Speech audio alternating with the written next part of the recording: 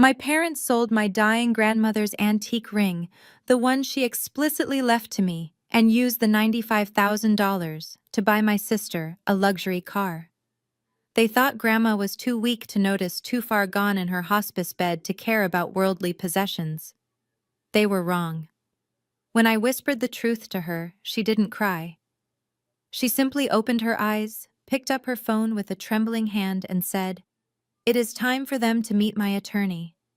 Before I continue this story of how I watched my greedy family lose everything in 48 hours, let me know where you are watching from in the comments below.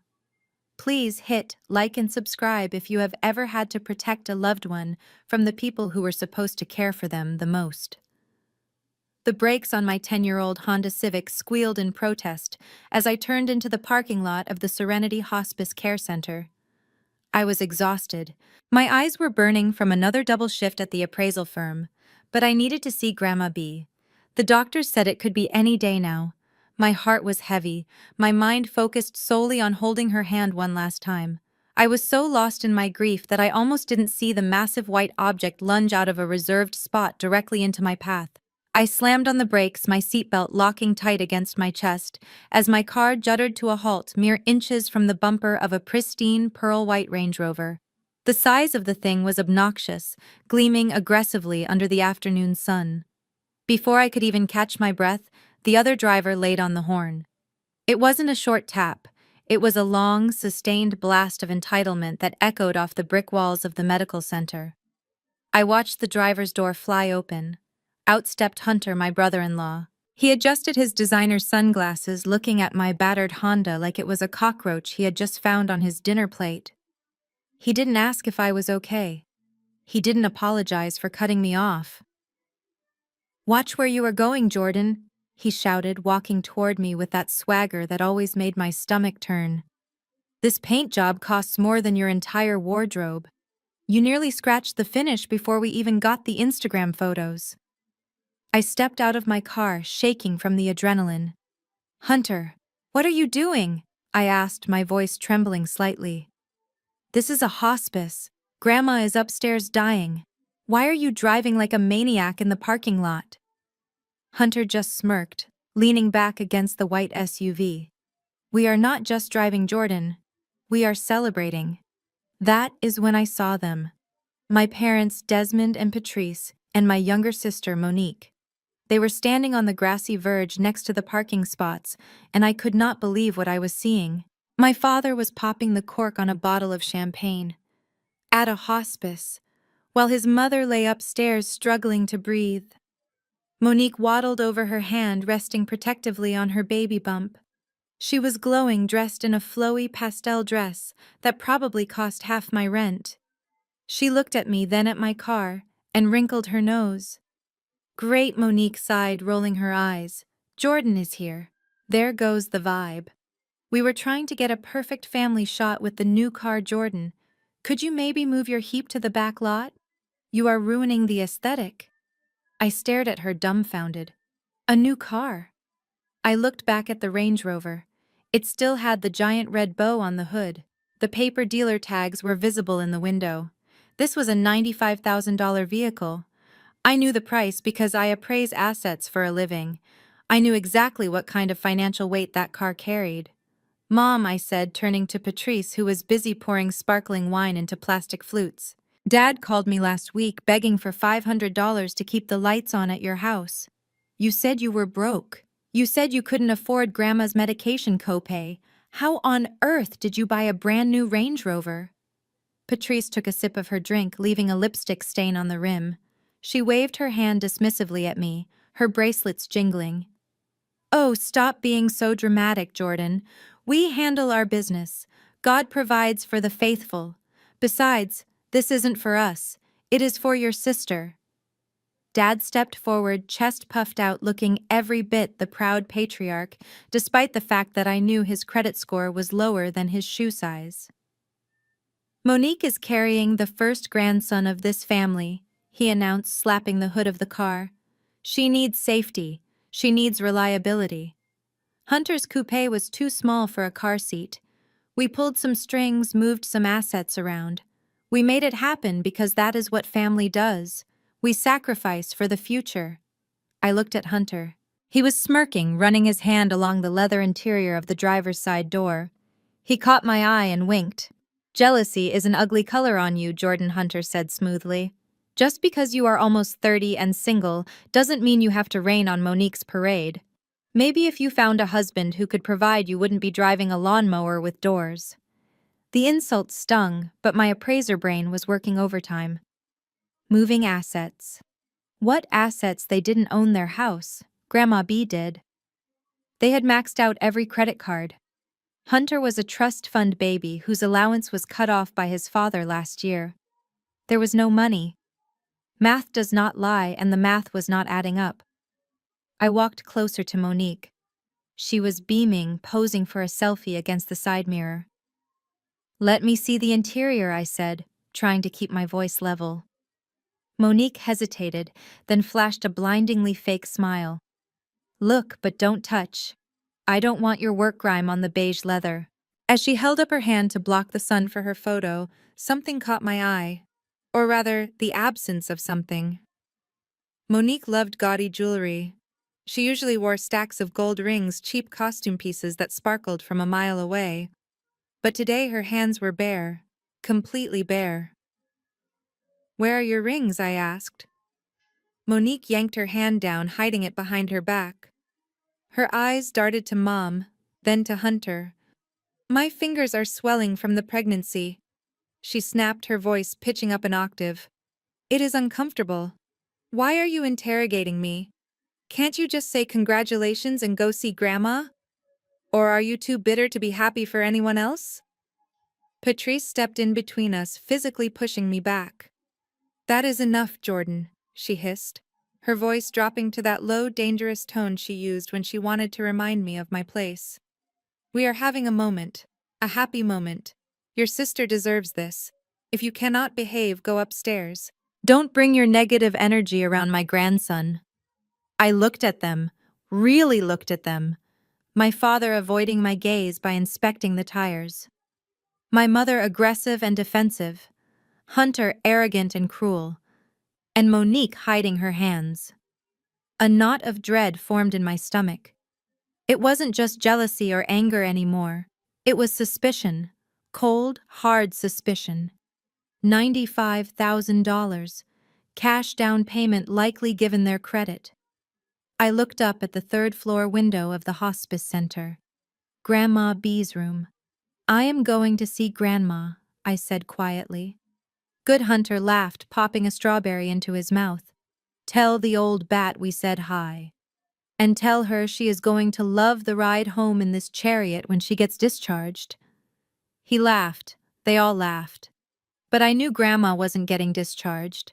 And looking at that car, looking at their guilty, defiant faces, I had a terrifying feeling that they were counting on that fact. I turned my back on their celebration and walked toward the entrance. The automatic doors slid open with a hiss, swallowing me into the cool, antiseptic air of the hospice. My heart was pounding against my ribs, not from the near accident anymore, but from a dawning realization. I needed to see the nightstand next to Grandma's bed. I needed to see the velvet box she kept there. The box that held the blue diamond ring she had promised me since I was 16. The ring that was worth far more than a Range Rover. As I pressed the button for the elevator, I could still hear Hunter's laughter drifting in from the parking lot. He thought he had won. He thought he was the king of the world in his shiny white castle on wheels. But as the elevator doors closed, cutting off the sunlight, I pulled my phone from my pocket. I wasn't calling the police yet. I was opening my appraisal app, checking the current auction value for a 1925 Cartier Fancy Vivid Blue Diamond. If that box upstairs was empty, Hunter wasn't driving a car. He was driving a felony. The elevator ride to the third floor felt like it took a lifetime. My heart was hammering against my ribs, echoing the frantic rhythm of my thoughts. Every time the metal doors rattled, I imagined my parents and sister driving away in that pearl-white monstrosity, taking the last piece of my grandmother's legacy with them. When the doors finally slid open with a cheerful ding that felt completely out of place, I didn't walk. I sprinted. The hallway of the Serenity Hospice smelled of lavender and antiseptic, a scent that usually calmed me, but today it made me want to gag. I dodged a cart full of linens and rounded the corner to room 304. Grandma Bia was exactly where I had left her yesterday, but she looked smaller, frail. The strongest woman I had ever known. The woman who had built a real estate portfolio from nothing in the segregated South was now reduced to a silhouette beneath a thin white sheet. The rhythmic hissing of the ventilator was the only sound in the room. Her chest rose and fell in a mechanical, artificial rhythm. Her eyes were closed, her silver hair brushed neatly against the pillow. I rushed to her bedside, my hand hovering over hers for a split second before my eyes darted to the nightstand. There it was, the small, worn blue velvet box. It was sitting right next to her water pitcher and a framed photo of her and Grandpa. "Please," I whispered to the empty room. "Please let me be wrong. Please let me be paranoid." I reached out and picked up the box. It was light, too light. My stomach dropped through the floor. With shaking fingers, I pried the lid open. Empty. The white satin lining was pristine, but the indentation where the ring had sat for 3 weeks was vacant. The 1925 Art Deco platinum ring, with its center sapphire flanked by 2 European-cut diamonds, was gone. It wasn't just jewelry. It was the first thing Grandpa had bought her when they made their first million. It was the symbol of their struggle, their victory, and the specific heirloom she had pressed into my hand a month ago, telling me to keep it safe when the time came. A noise behind me made me jump. I spun around, clutching the empty box. It was Nurse Brenda, a kind woman who had been tending to Grandma for weeks. She was holding a fresh bag of saline, but when she saw my face, she stopped dead in her tracks. Her eyes flicked to the empty box in my hand, and then down to the floor. She looked terrified. "Where is it?" I asked, my voice barely a whisper because I was afraid that if I shouted I would shatter into a million pieces. "Who was in here?" "Brenda?" Brenda swallowed hard, clutching the IV bag against her chest like a shield. "I am so sorry, Jordan," she stammered. "I tried to tell them it was against protocol without the patient being awake, but your father, he was very insistent. He said he had power of attorney. He said he was the patriarch of the family and that he was taking charge of her personal effects. My father, Desmond, the man who couldn't manage a lemonade stand, let alone a dying woman's estate. When I demanded, 'When did he take it?' 'About 20 minutes ago,' Brenda said, her voice trembling. 'Just before they went down to the parking lot. He signed the property release form. I can show you the log. Jordan, please don't be mad at me. He threatened to call the hospital administrator if I didn't open the lockbox.' I didn't wait to hear the rest. I squeezed Brenda's arm gently, silently telling her it wasn't her fault, and then I turned and ran. I ran back down the hall, ignoring the bewildered looks of other visitors. I didn't wait for the elevator this time. I took the stairs, flying down 2 steps at a time, fueled by a rage so hot it felt like it was burning my skin. I burst into the lobby just as the automatic doors were sliding open. They were there. They hadn't left yet. They were standing near the reception desk, laughing. My mother, Patrice, was adjusting her silk scarf. My father, Desmond, was checking his watch, looking important. Monique was scrolling on her phone, probably checking the likes on her car post. Hunter was nowhere to be seen, likely bringing the car around to the front so they wouldn't have to walk 10 feet. "Stop!" I screamed. The sound of my voice cut through the quiet lobby like a gunshot. The receptionist jumped. My parents froze and turned slowly. When they saw me, their smiles didn't fade. They just turned into expressions of annoyance. "Jordan, lower your voice," my mother hissed, stepping forward. "You are embarrassing us. People are staring." I marched right up to them, holding the empty blue velvet box up in the air, like evidence in a murder trial. "You stole it," I said, my voice shaking with fury. "You went into her room while she was unconscious and you stole the ring." My father let out a long, dramatic sigh. He adjusted his suit jacket, looking down at me with that familiar condescension. Stole is a very ugly word, Jordan, he said calmly, and legally incorrect. As I told the nurse, I am your grandmother's only son. I am her next of kin. I have a duty to protect her assets. Protect. I laughed a harsh, humorless sound. You call stealing a vintage Cartier ring from a dying woman protection. That ring was left to me. Grandma told you that. She told everyone at Thanksgiving last year. That was verbal, Jordan. Monique chimed in, not looking up from her phone. Verbal doesn't hold up in court. Besides, Grandma was on pain meds. She didn't know what she was saying. I turned my glare on my sister. She looked so bored, so completely unbothered by the fact that they were looting our family history. So you admit you took it, I said, stepping closer to my father. You admit you have the ring. I am keeping it for safekeeping, Desmond said, puffing out his chest. Your grandmother is in a public facility. Anyone could walk in there. A nurse, a janitor. That ring is too valuable to be left on a nightstand. I removed it to ensure it stays in the family. You are lying, I said, feeling tears prick at the corners of my eyes. You didn't take it for safekeeping. You took it because you are broke. You took it because you and Mom have maxed out every credit card you own, trying to keep up appearances. Patrice gasped, clutching her pearls. How dare you? We provide everything for this family. We provide the stability. I held out my hand, palm up. If you are keeping it safe, Dad, then give it to me. I am an appraiser. I have a safe deposit box at the bank across the street. It is insured. If you are really just worried about theft, let's go put it in the vault right now. Hand it over.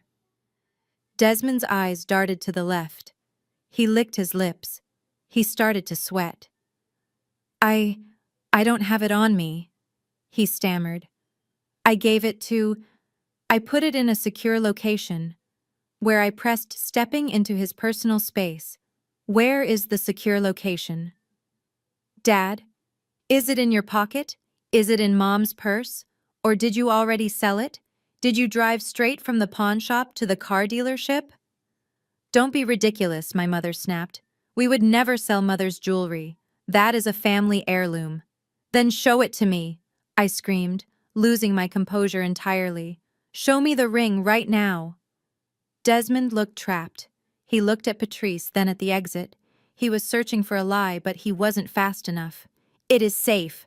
Okay? Monique shouted finally, looking up from her phone. She snapped, her patience gone. God, Jordan, why do you have to be so annoying? Dad didn't sell it. Yet, Monique, my mother shrieked. What? Monique rolled her eyes. She needs to shut up.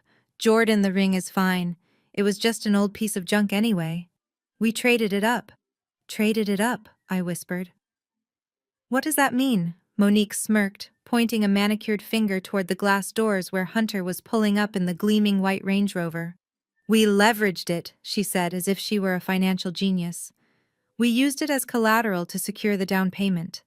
So if you want to know where the ring is, Jordan, it is safe. It is safe inside that V8 engine block. It is keeping your nephew safe. So get over it. The silence that followed was deafening. My father closed his eyes in defeat. My mother looked away. And Monique just stood there, defiant and cruel, believing she had won. Collateral. They hadn't just stolen it. They had pawned it. They had taken a piece of history, a piece of Grandma's soul, and traded it for leather seats and a sunroof. I looked at the car outside. Then I looked at my father. You didn't just steal a ring, Dad? I said, my voice deadly quiet. You stole from the wrong person. I turned around and walked back toward the elevators. Where are you going? My mother called out, her voice laced with panic. Jordan, don't you dare go back up there and upset her. I didn't answer. I didn't look back. I just pressed the button for the third floor. I wasn't going to upset Grandma. I was going to wake her up. And then I was going to hand her the phone. My finger hovered over the elevator button. The metal felt cold against my skin, but the heat radiating from my father behind me was scorching. I could hear his heavy breathing, the sound of a man who knew he was cornered, but was frantically searching for a trapdoor. I did not press the button yet.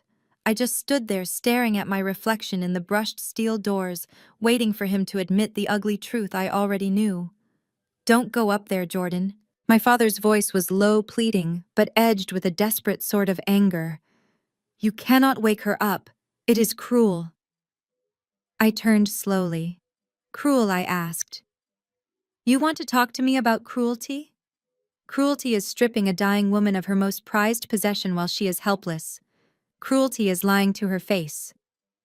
"Now tell me where the ring is, Dad." "I am not asking again."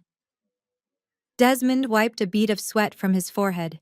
He looked at my mother, who was now standing beside him, with her arms crossed, her face hardening into a mask of defiance. The panic in her eyes had been replaced by something far more dangerous: self-righteousness. "We didn't have a choice," my father muttered, avoiding my gaze. "We went to Goldman's on Fifth Avenue." My stomach turned over. Goldman's wasn't a jeweler. It was a high-end pawn shop, the kind of place people went when they had expensive tastes and bad credit. They had taken a piece of history, a ring that had survived the Great Depression and the Civil Rights Movement, and sold it for quick cash to a man behind bulletproof glass. "You pawned it," I said, the words tasting like ash in my mouth. "You pawned Grandma's legacy for a down payment on a car." That is when the shift happened. I expected shame. I expected apologies. I expected them to beg me not to tell Grandma, but I had forgotten how my family operated.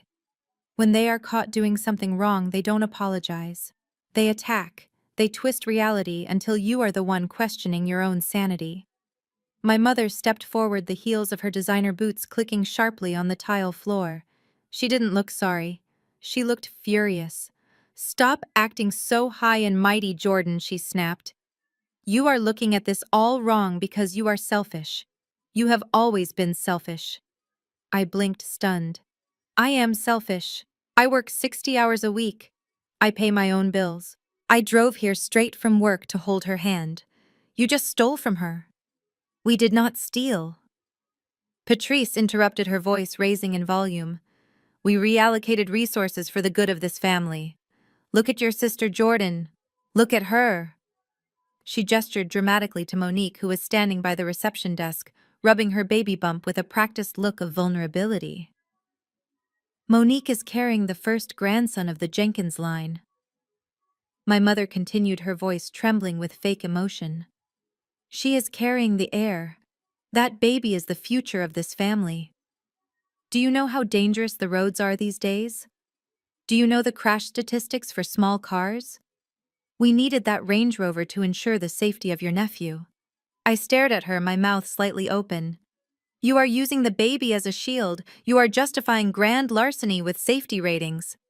"It is not larceny, it is love," my mother shouted, not caring who heard her now. That ring was sitting in a dark box doing nothing. It was gathering dust. It was useless. We turned a useless object into a vessel of safety for the next generation. If anything happened to Monique or that baby because they were driving an unsafe car, it would be on your conscience. But you don't care about that, do you? She took a step closer, invading my personal space, her perfume cloying and suffocating. "You don't care about the baby because you don't have one," she hissed. "You are almost 30, Jordan. No husband, no children, just you and your little career. What do you need a diamond ring for? Who are you going to pass it down to your cats?" The insult landed with physical force. She knew exactly where to hit. She knew my insecurities about being the only single woman in my friend group, the only one without a family of my own. She was weaponizing my independence against me. "Grandma left it to me," I whispered, my voice shaking. "It wasn't about need. It was a gift." "Grandma is dying," Patrice screamed, throwing her hands up. "She is not going to know the difference. Do you think she wants that ring to be buried with her? Do you think she wants it to sit in your jewelry box while her great-grandson is driven around in a tin can? You are so obsessed with a piece of metal that you are willing to destroy this family's happiness. You are willing to ruin your sister's moment. That is selfish, Jordan. That is spiteful." I felt the walls closing in. Their logic was twisted, sick, and completely delusional, but they said it with such conviction that for a split second I felt like the villain. This was what they always did. They made me feel like demanding basic respect was an act of aggression. Then Hunter chimed in. He had been leaning against the wall watching the exchange with a look of bored superiority. He pushed himself off the wall and walked over, placing a hand on my mother's shoulder, assuming the role of the calm, rational mediator. "Listen, Jordan," he said, his voice smooth and condescending. "I know you people, I mean families like yours, can get emotional about heirlooms, but in my family, in the circles I grew up in, we understand legacy differently." I looked at him. His blue eyes were cold, devoid of any empathy. "We prioritize the future," Hunter explained, speaking slowly as if I were a child. "We don't cling to the past. We invest in the living. Monique is doing the most important job a woman can do. She is bringing life into the world. You should be honored that your grandmother's ring could contribute to that. You should be proud to help provide for your nephew. Instead, you are making a scene in a lobby over a trinket. It is frankly a little embarrassing. A trinket." He called a 1925 Cartier diamond a trinket. He called the theft of $5 million worth of jewelry a contribution. Monique walked over, then, emboldened by her husband and mother. She stood next to Hunter, linking her arm through his. "They are right, Jordan," she said, pouting. "You are just jealous because I have a life and you don't. You are jealous that Mom and Dad bought me a car, and you are still driving that piece of junk. If you really loved Grandma, you would want what is best for the family. And right now the Range Rover is what is best for the family." I looked at the three of them. A united front of delusion. My mother, the narcissist, my sister, the golden child, and Hunter, the arrogant leech.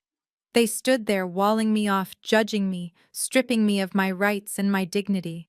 I wanted to scream. I wanted to tell them right then and there that they had sold a fortune for pennies. I wanted to see the blood drain from their faces when I told them the real value of what they had just lost. The words were on the tip of my tongue. The appraisal amount was burning in my throat. But I stopped. If I told them now, the narrative would shift again. They wouldn't be sorry. They would just be greedy. Hunter would run back to the pawn shop. My father would try to claim the money for himself. They would scramble to fix their mistake, not because they cared about Grandma, but because they cared about the cash. No. I couldn't let them have that chance. I couldn't let them fix this. I took a deep breath, my hands trembling at my sides. I bit the inside of my cheek until I tasted copper. I let them think they had won. I let them think their gaslighting had worked, that I was cowed by their moral superiority. "Fine," I said, my voice barely audible. Patrice let out a breath of relief, smoothing her skirt. "Finally," she said. "I knew you would see reason." "You are right," I lied, staring at the floor. "The baby is important." "Exactly," Hunter said, checking his watch. "Now can we go? We have a dinner reservation to celebrate. You are welcome to join us, Jordan, if you promise not to kill the mood." I looked up at them one last time. "No," I said. "I am going to sit with Grandma. You guys go celebrate. Enjoy the car." I turned and pressed the elevator button. The doors opened immediately this time. I stepped inside and turned around to face them. As the doors slid shut, I saw my mother smiling, patting Monique's hand. I saw Hunter putting his sunglasses back on. They looked so happy. They looked so victorious. They had no idea that I wasn't just going upstairs to sit. I was going upstairs to start a war. And as the elevator began to rise, carrying me away from their toxicity, I realized something. They were right about one thing. We should prioritize the future. And I was about to ensure that my future and Grandma's legacy had absolutely nothing to do with them. I jammed my hand against the safety sensor of the elevator door just as it was about to seal me off from my family. The rubber bumper bounced back, and the metal doors slid open again with a mechanical rattle.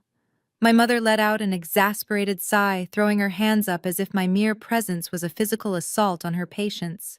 Hunter rolled his eyes, checking his watch again, clearly ready to drive his new trophy home. But I was not done. A cold, hard realization had just settled in my gut, a professional instinct that screamed louder than my personal grief. One question, I said, my voice cutting through the lobby's ambient noise, like a razor. My father Desmond looked at me with a mixture of annoyance and pity. He adjusted his tie, clearly feeling victorious. He thought I was coming back to beg. He thought I was coming back to ask for a cut of the money. "Make it quick, Jordan," he said, checking his reflection in the glass panel of the reception desk. "We have reservations at the Capitol Grill in 20 minutes. How much?" I asked, stepping out of the elevator and walking slowly toward them. "You said you sold the ring to pay for the car. The car is $95,000. How much exactly did you get for the ring?" Desmond puffed out his chest, a smug grin spreading across his face. He looked at Hunter, then back at me, eager to brag about his business acumen. "I got a deal, Jordan. A fantastic deal. I walked into Goldman's and I played hardball. The guy behind the counter, he tried to tell me it was just an old piece of estate jewelry. He said the setting was dated. He offered me 10,000 at first. 10,000, I repeated, my face blank. Desmond nodded enthusiastically.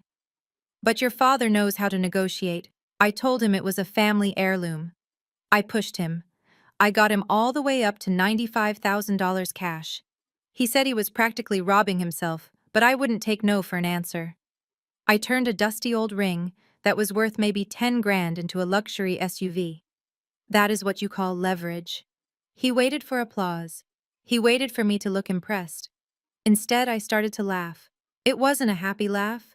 It wasn't even a sane laugh. It started as a low rumble in my chest and erupted into a jagged, hysterical sound that echoed off the high ceilings of the lobby. I laughed until my ribs ached. I laughed until tears streamed down my face. I looked at my family, my greedy, ignorant, arrogant family, and I laughed at their absolute stupidity. Monique took a step back, looking genuinely frightened. "Jordan, what is wrong with you? Stop it, you are scaring me." I wiped a tear from my eye, taking a deep, shuddering breath. I looked at my father, who was now frowning, his smile faltering. "You think you won?" I wheezed, shaking my head. "You think you are a business genius? Dad, you didn't negotiate. You didn't play hardball. You just handed a winning lottery ticket to a shark and thanked him for the bus fare home." "What are you talking about?" Hunter snapped, stepping forward aggressively. 95 grand is a lot of money for a used ring." I straightened up, the laughter dying in my throat, replaced by the icy demeanor I used in boardrooms when I had to deliver bad news to clients. I switched off the daughter filter. I turned on the appraiser. "That wasn't just a used ring, Hunter." I pulled my phone out of my pocket, tapping the screen to bring up a document I had saved in my secure cloud storage. I held it up so they could see the high-resolution photo of the ring on my screen. "That ring was a 1925 Cartier original," I said, my voice steady and clinical. "But the setting isn't what matters. It is the stone. You thought it was a sapphire because it was blue.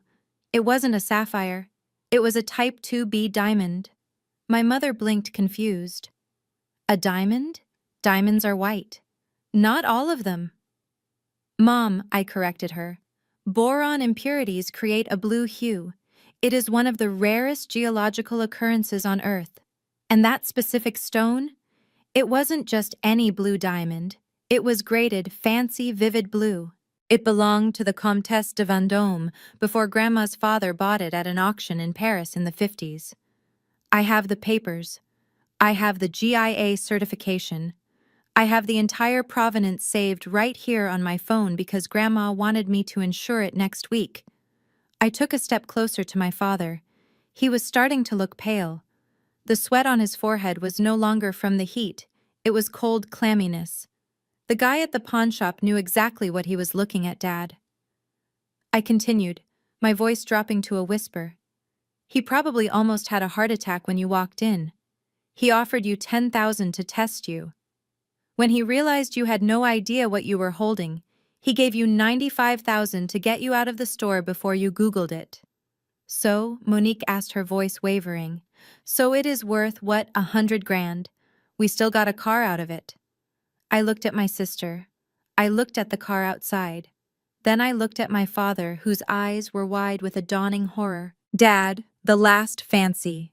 Vivid blue diamond of that carat weight and clarity sold at Sotheby's 3 months ago. Do you want to know the hammer price silence?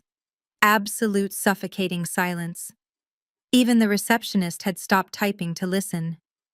$1.2 million, I said. The words hung in the air like a guillotine blade. My father's mouth opened, but no sound came out. He looked like he had been punched in the gut. He staggered back slightly, his hand grasping the reception desk for support. 1 million, he croaked. 1.2, I corrected him mercilessly. You sold a $1.2 million asset for $95,000. You lost over $1 million in 5 minutes because you were too arrogant to ask me. You were so desperate to show off, so desperate to drive a Range Rover that you literally threw away a fortune. My mother let out a strangled sound, clutching her chest. Her eyes darted to the door as if she could run back to the pawn shop and undo time. We have to go back, she screeched, grabbing Desmond's arm. Desmond, go back. Tell him it was a mistake. Tell him we want it back. Hunter, who had been so smug about his negotiation skills, was now turning a shade of green that clashed with his designer shirt. He was doing the math in his head. He was realizing that the car sitting outside wasn't a trophy anymore. It was evidence of the biggest financial blunder of his life. He gave me a receipt. Desmond whispered, his voice trembling. It is a final sale. He made me sign a paper. Final sale. No returns. I watched them crumble. I watched the greed turn into panic. I watched the arrogance drain away, leaving nothing but raw, unfiltered stupidity. And the worst part? They weren't crying because they had stolen from Grandma. They weren't crying because they had betrayed my trust. They were crying because they realized they could have had the car and $1 million, but they had blown it. That car, I said, pointing through the glass doors at the white SUV, is the most expensive vehicle in history. I hope you enjoy the leather seats, Monique. I hope the heated steering wheel is worth the $1 million inheritance you just burned. Hunter looked at me, his eyes wild. You knew. You knew, and you didn't tell us. I didn't know you were going to steal it this morning, I shouted back. I am an appraiser. Hunter, not a psychic. My father looked like he was going to vomit. He slumped against the wall, sliding down until he was squatting on his heels, his head in his hands. 1.2 million, he moaned over and over again. I looked down at him. I felt no pity. I felt no sympathy. I only felt a cold, sharp clarity. You didn't just rob Grandma, I said softly. You robbed yourselves. And now I am going upstairs to tell her exactly how much her family values her legacy. I turned back to the elevator. This time nobody tried to stop me. They were too busy mourning the money they never earned. I pressed the button, and as the doors closed, the last thing I saw was my mother hitting my father with her purse, screaming that he was an idiot, while Hunter stared blankly at the white car that had just cost them everything. The silence in the lobby was heavy, suffocating, and thick with the stench of regret. But as I watched Hunter, I realized something terrifying. He wasn't regretting the theft. He wasn't regretting the betrayal of a dying woman. He was regretting the loss of profit. I watched the gears turning behind his pale blue eyes. The shock of the $1.2 million valuation was fading, replaced rapidly by a predatory gleam that made my skin crawl. He wasn't looking at me like a sister-in-law anymore. He was looking at me like an obstacle standing between him and a fortune. Give me the phone, Hunter said. His voice was no longer smooth or condescending. It was sharp, commanding, the voice of a man who was used to getting exactly what he wanted the moment he asked for it. I took a step back, gripping my phone tighter. Excuse me, the certificate, Hunter snapped, stepping into my personal space. The GIA appraisal papers you just showed us. Send the file to my email right now. Or better yet, just give me your phone. I need the proof. Proof for what I asked, though I already knew the answer. I could see the greed radiating off him in waves. To get it back, obviously, Hunter said, letting out a harsh, incredulous laugh. He ran a hand through his perfectly styled hair, pacing back and forth in front of the elevator. Look, Jordan, we made a mistake. We didn't know what we had. But it is not too late. The pawnshop guy, he cheated us. That is fraud. If I walk back in there with proof that he knowingly underpaid for $1 million asset, I can threaten to sue him into oblivion. I can get the ring back. He turned to me, his eyes wide and manic. And then we sell it properly? He continued, talking fast. We put it up for auction. Sotheby's, like you said, 1.2 million. Do you have any idea what we can do with that kind of money? We can pay off the house. We can set up a trust for the baby. We can all be set for life. Just give me the papers, Jordan. Be a team player for once. I stared at him, genuinely horrified. The audacity was breathtaking. He had just admitted to stealing from my grandmother, and now, instead of apologizing, he was asking me to help him execute the heist more effectively. He wanted me to use my professional expertise to help him finish the job he had botched.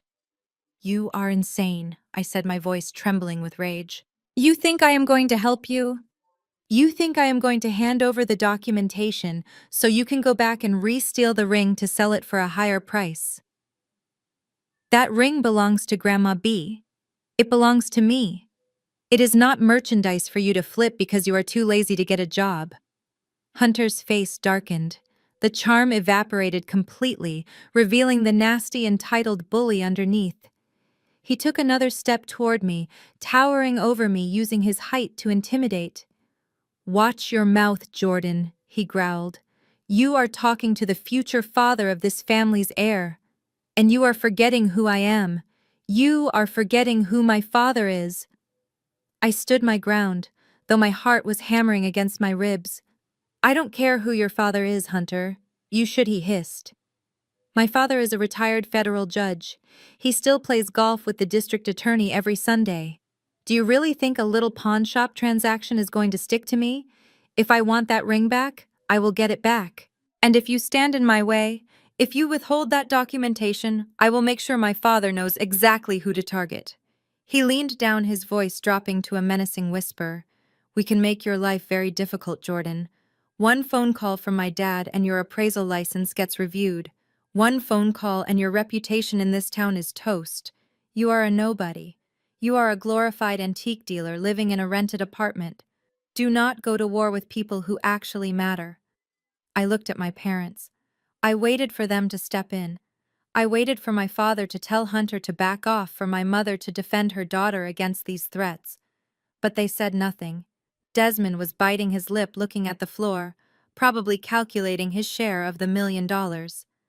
Patrice was watching Hunter with a look of desperate hope. They were on his side. They were willing to let him threaten me if it meant they could get their hands on that money. You are pathetic, I spat, looking from Hunter to my parents. All of you. You are willing to sell your souls for a lifestyle you can't afford. Hunter laughed, a cruel, ugly sound. At least I have a life to fund, Jordan, he sneered. Look at you. You are almost 30, and what do you have? You have a dying grandmother and a job that bores everyone to tears. You are clinging to this ring because it is the only valuable thing in your sad, empty existence. You are jealous. You are jealous that Monique has a husband who fights for her. You are jealous that she is building a family while you are going home to what, microwave dinners and silence. The words were designed to hurt, and they did. They dug into my deepest insecurities. But they also woke something up inside me. A cold, hard resolve. I may be single, Hunter, I said, my voice steady, but at least I am not a thief. At least I am not living off my wife's parents while pretending to be rich. You are not a provider. You are a parasite. The slap came out of nowhere. It was sharp, loud, and blindingly painful. My head snapped to the side. My cheek burned as if I had been branded. I stumbled back, clutching my face, shock vibrating through my entire body. I looked up, expecting to see Hunter, but it wasn't Hunter. It was my mother. Patrice stood there, her hand still raised, her chest heaving with exertion. Her eyes were wide, fueled by a mixture of adrenaline and misplaced loyalty. "Do not speak to him like that," she shrieked, her voice cracking. "Hunter is a guest in this family. He is trying to save us. He is trying to secure your sister's future, and you are standing there insulting him, you ungrateful, bitter little girl." The lobby went deathly silent. The receptionist gasped. A security guard started walking briskly toward us. I touched my cheek. It was throbbing. My own mother had struck me. She had hit me to defend the man who had stolen her mother's legacy. The betrayal cut deeper than the physical pain. It severed the last thin thread of obligation I felt toward them. "You hit me," I whispered, staring at her. "You gave me no choice," Patrice yelled, though I could see a flicker of fear in her eyes now. "You are out of control, Jordan. Give Hunter the papers, now. Stop being selfish and do what is best for this family." Monique nodded from the sidelines, clutching her belly. "Just give it to him, Jordan. Don't make Mom hit you again." I looked at them, really looked at them. A violent mother, a cowardly father, a greedy sister, and a predator for an in-law. They were not my family. They were strangers bound by blood and debt. I lowered my hand from my cheek. I straightened my spine. "No," I said. Hunter lunged for me. "Give me the phone." But before he could touch me, a sound cut through the air. It wasn't a voice. It wasn't a scream. It was a machine. From down the hall near the elevators, the remote monitor at the nurse's station began to chime. It was the rhythm of the heart rate monitor in room 304. Beep, beep, beep. The slow, steady rhythm began to accelerate. Beep, beep, beep, beep. Nurse Brenda came running out from behind the station, her face pale. She looked at the monitor, then at us. "The patient," she shouted, pointing toward the elevators. "Her heart rate is spiking. She is waking up." My mother froze. Hunter stopped mid-lunge. My father looked up, terrified. "Grandma B." I didn't wait for them. I didn't care about the slap. I didn't care about the threats. I turned and sprinted toward the elevators, hitting the button frantically. The doors opened and I threw myself inside. As the doors closed, I saw my family scrambling to follow, panic written all over their faces. They weren't running because they were worried about her health. They were running because they were terrified of what she might say. I reached the room first. I burst through the door, my breath coming in ragged gasps. Grandma B was no longer lying still. The sheet had shifted. Her hand, the one that used to hold mine when I was a scared little girl, was gripping the bedrail with surprising strength. And her eyes were open. They weren't cloudy or confused. They were sharp, clear. They held the same steeliness that had built an empire. She looked at me, taking in my red, swollen cheek. Then she looked at the empty nightstand where the ring used to be. "Grandma," I whispered, falling to my knees beside the bed. She took a deep, rattling breath. She turned her head slowly toward the door, where the sound of my parents' footsteps was thundering down the hall. She didn't ask where the ring was. She didn't ask why I was crying. She simply reached out and pointed a trembling finger at the smartphone in my pocket. "Jordan," she rasped, her voice weak but unbreakable. I scrambled to hand it to her.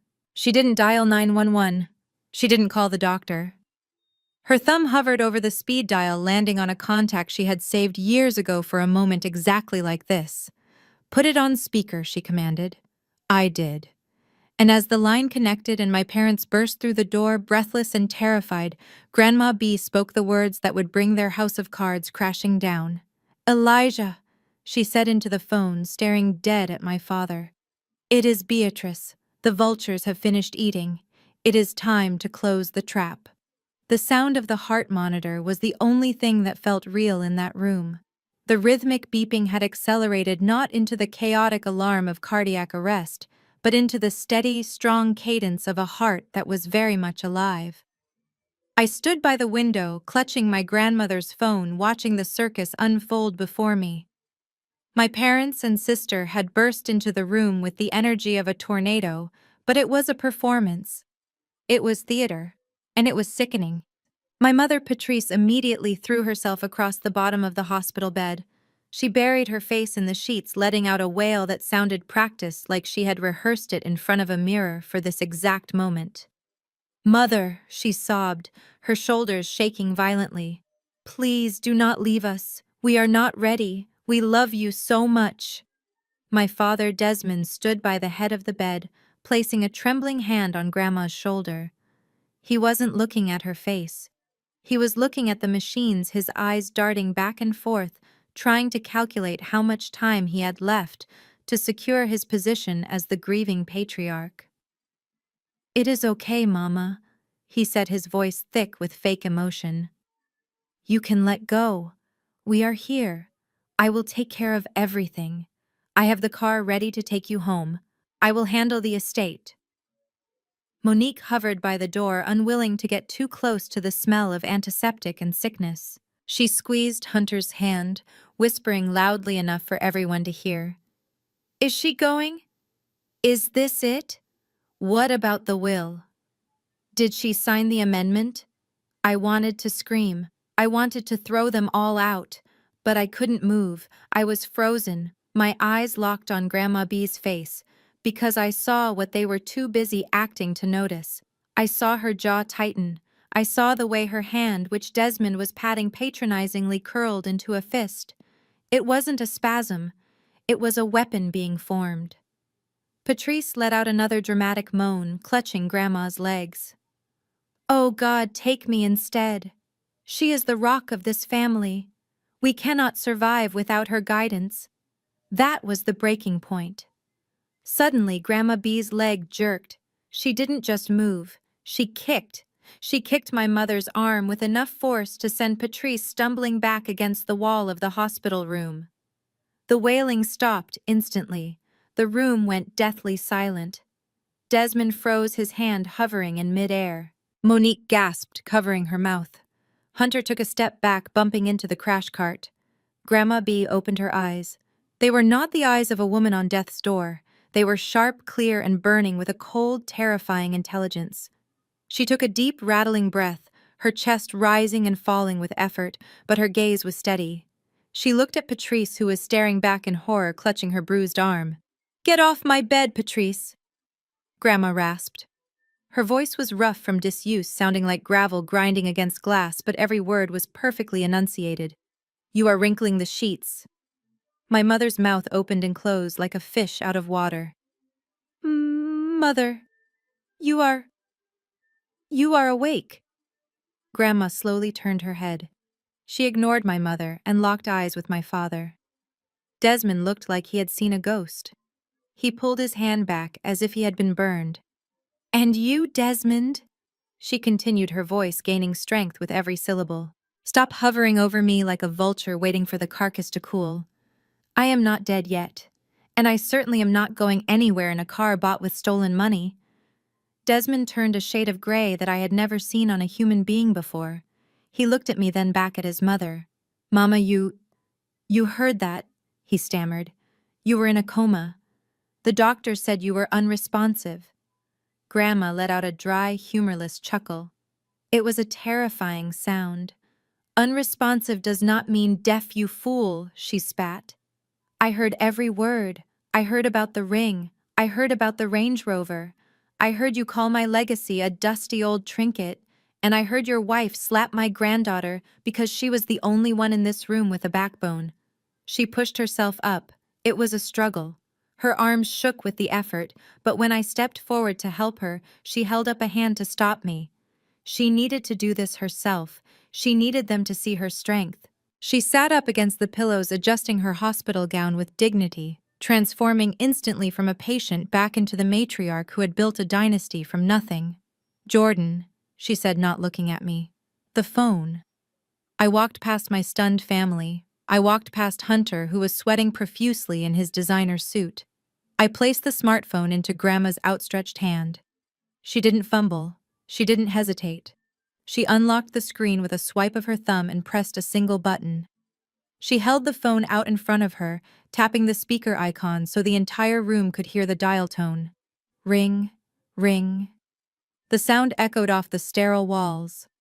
My father looked at the door, clearly debating whether to run. But he knew he couldn't. He was paralyzed by the sheer force of her presence. Click! A deep baritone voice answered. Yes, Mrs. Jenkins. It was Elijah Stone, the most feared estate attorney in the state. A man known for destroying opponents in courtrooms and burying them in paperwork.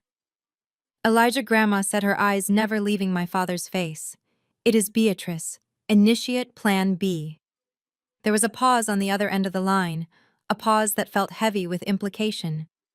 Are you sure? Beatrice, Elijah asked. Once we start this, there is no going back. The papers are already drafted, but this is the nuclear option. I am sure, Grandma said, her voice turning into steel. The vultures have fed Elijah. They took the bait. They sold the ring. They bought the car. And they did it all while standing over my body, counting the minutes until I died. I saw Hunter flinch. The bait. The word hung in the air. Bring the red file, Grandma commanded. And bring the sheriff. I want to report a theft. And Elijah. Yes, ma'am. Bring the eviction notices for the Maryland property. It is time to clean house. She hung up the phone. The beep of the call ending was louder than a gunshot. She lowered the phone to her lap and looked at them. She looked at the 4 people who were supposed to be her family. You thought I was weak, she said softly.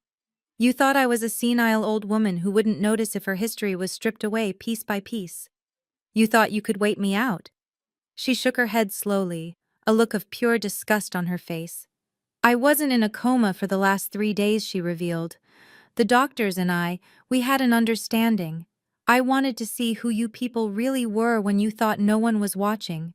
I wanted to know if there was a single shred of decency left in this bloodline. She looked at Monique, who was trembling. I hoped you would be different, child. I hoped motherhood would soften you, but you are just as hollow as your parents. You care more about leather seats than your own grandmother's dignity. She looked at Hunter. And you. The trust fund failure. You thought you could bully my granddaughter. You thought you could use my family's name to intimidate her. You are about to learn what happens when you threaten a Jenkins woman. Finally, she looked at my father. Desmond was shaking his head, tears streaming down his face, but they weren't tears of sorrow. They were tears of a man watching his inheritance evaporate. Mama, please, he whispered. It was a mistake. We were desperate. No, Desmond, Grandma said, closing her eyes for a brief moment. Desperation is stealing bread to feed your child, selling $1 million heirloom to buy a luxury car to show off on social media. That is not desperation, that is greed, and greed is a sin. I am done forgiving. She pointed to the door. Get out of my room, all of you. Go down to the lobby and wait for Elijah, and pray that he gets here before I decide to add fraud to the list of charges. My parents didn't argue. They didn't fight. They turned and fled. They ran like cockroaches when the lights came on. Monique and Hunter scrambled after them, the door swinging shut behind their retreat. The room was suddenly quiet again, save for the steady, strong beep of the heart monitor. Grandma B slumped back against the pillows, the adrenaline fading, leaving her looking tired and small again. But when she turned to me, her eyes were warm. She reached out and took my hand, squeezing it with a strength that surprised me. You did good, baby girl, she whispered. You stood your ground. Now help me sit up. We have a meeting to prepare for, and I refuse to meet my lawyer wearing this hospital gown. Find me my silk scarf. If I am going to destroy them, I am going to look like a lady while I do it. The elevator ride down to the lobby was the longest 20 seconds of my life. My parents and sister were huddled in the corner, whispering frantically to each other, but the moment the door slid open, they stopped. The lobby of the Serenity Hospice was no longer the quiet, welcoming space it had been an hour ago. The air was thick with tension, heavy and suffocating. And standing in the center of the room, like a statue carved from granite, was Elijah Stone. He was a tall man, impeccably dressed in a charcoal suit that probably cost more than my car. He held a thick red legal folder in one hand, his knuckles white against the paper. But it wasn't just Elijah. Flanking him on either side were 2 uniformed sheriff deputies. They weren't smiling. Their hands rested near their belts, their posture rigid and alert. My father Desmond stopped dead in his tracks. His face, already pale from Grandma's dressing down upstairs, drained of all remaining color. He looked like a man who had walked into a firing squad. My mother Patrice let out a small, terrified squeak and grabbed his arm. But Hunter didn't look scared. He looked annoyed. He adjusted his collar, smoothed down his jacket, and put on that familiar arrogant smile that he used whenever he had to deal with service staff or anyone he deemed beneath him. He saw the badges, he saw the uniforms, and his first instinct was to use his privilege as a shield. He stepped in front of my father, puffing out his chest, and walked straight toward the officers with his hand extended for a handshake. "Officers," he said, his voice loud and confident, "I am glad you are here. There has been a huge misunderstanding. My name is Hunter van der Hoven. You might know my father, Judge van der Hoven, over in the 4th District. We have a bit of a domestic dispute going on here with an elderly relative who is confused, but we are handling it." He reached out to clap the nearest deputy on the shoulder, a casual, brotherly gesture that screamed entitlement. "Hey buddy, we really don't need—" The reaction was instantaneous. The deputy didn't smile. He didn't shake Hunter's hand. He stepped back sharply, his hand dropping to his utility belt, and his eyes narrowed into slits. "Step back, sir!" the deputy barked. His voice echoed off the tile floor. "Do not touch me. Step back now." Hunter froze. His hand hovered in mid-air, his smile faltering. He blinked clearly, processing the fact that his last name and his white skin weren't working the magic they usually did. "Whoa. Easy there," Hunter stammered, holding his hands up. "I am just saying this is a family matter. We are all good here." "It is not a family matter," Elijah Stone cut in. His voice was deep, smooth, and colder than liquid nitrogen. "It is a criminal matter, and you are definitely not all good here." Elijah stepped past Hunter as if he didn't exist. He didn't even look at him. His focus was entirely on my father. He walked until he was standing toe-to-toe with Desmond, looming over him with the weight of the law behind him. "Desmond Jenkins," Elijah said.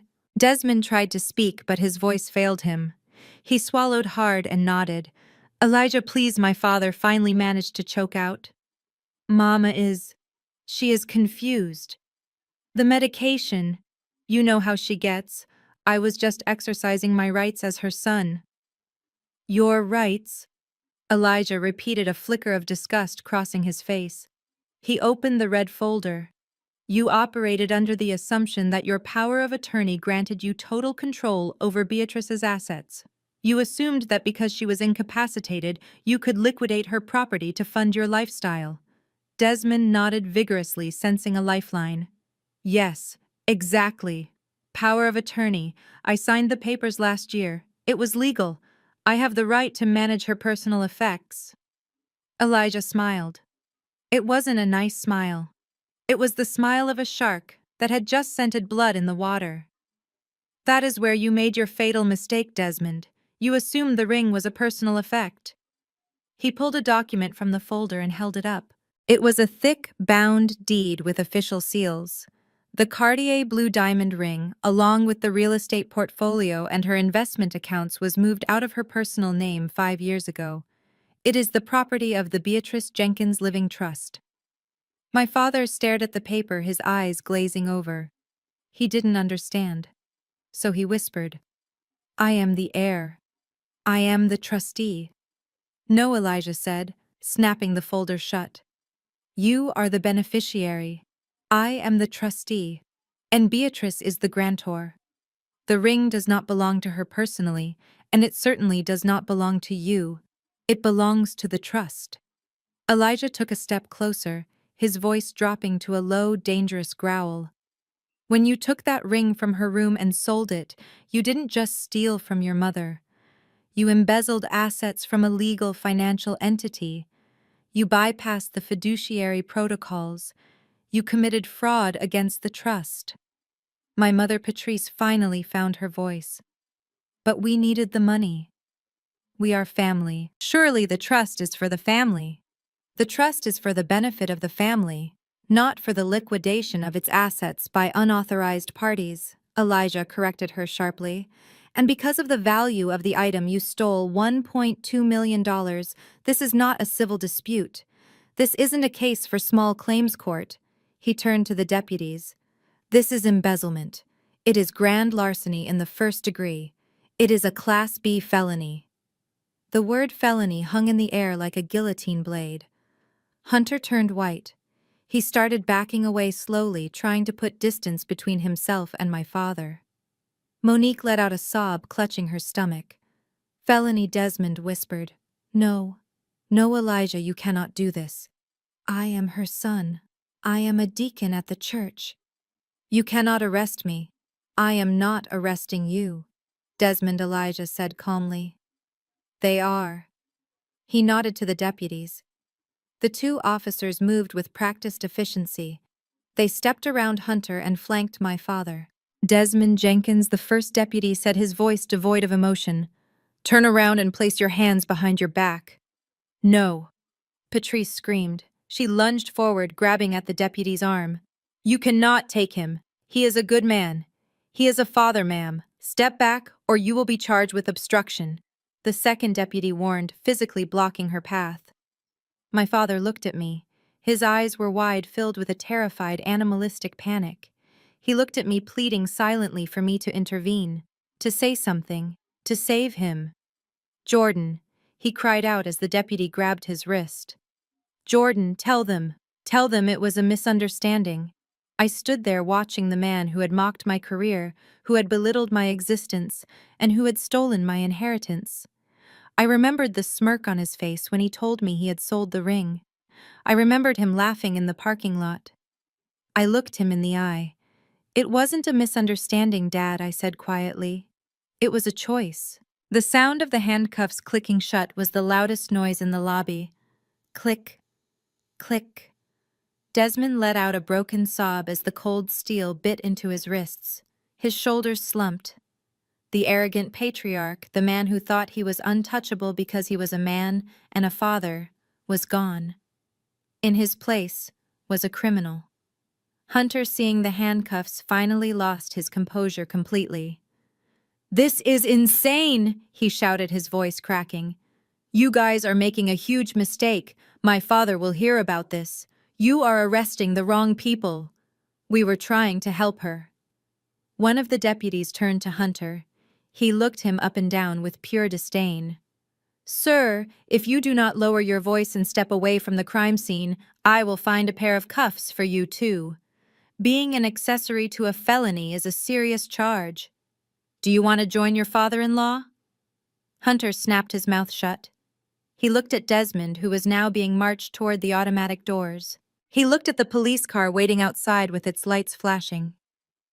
And for the first time in his life, Hunter Vanderhoven realized that his last name couldn't save him from the consequences of his own greed. Elijah walked over to me. He looked tired, but satisfied.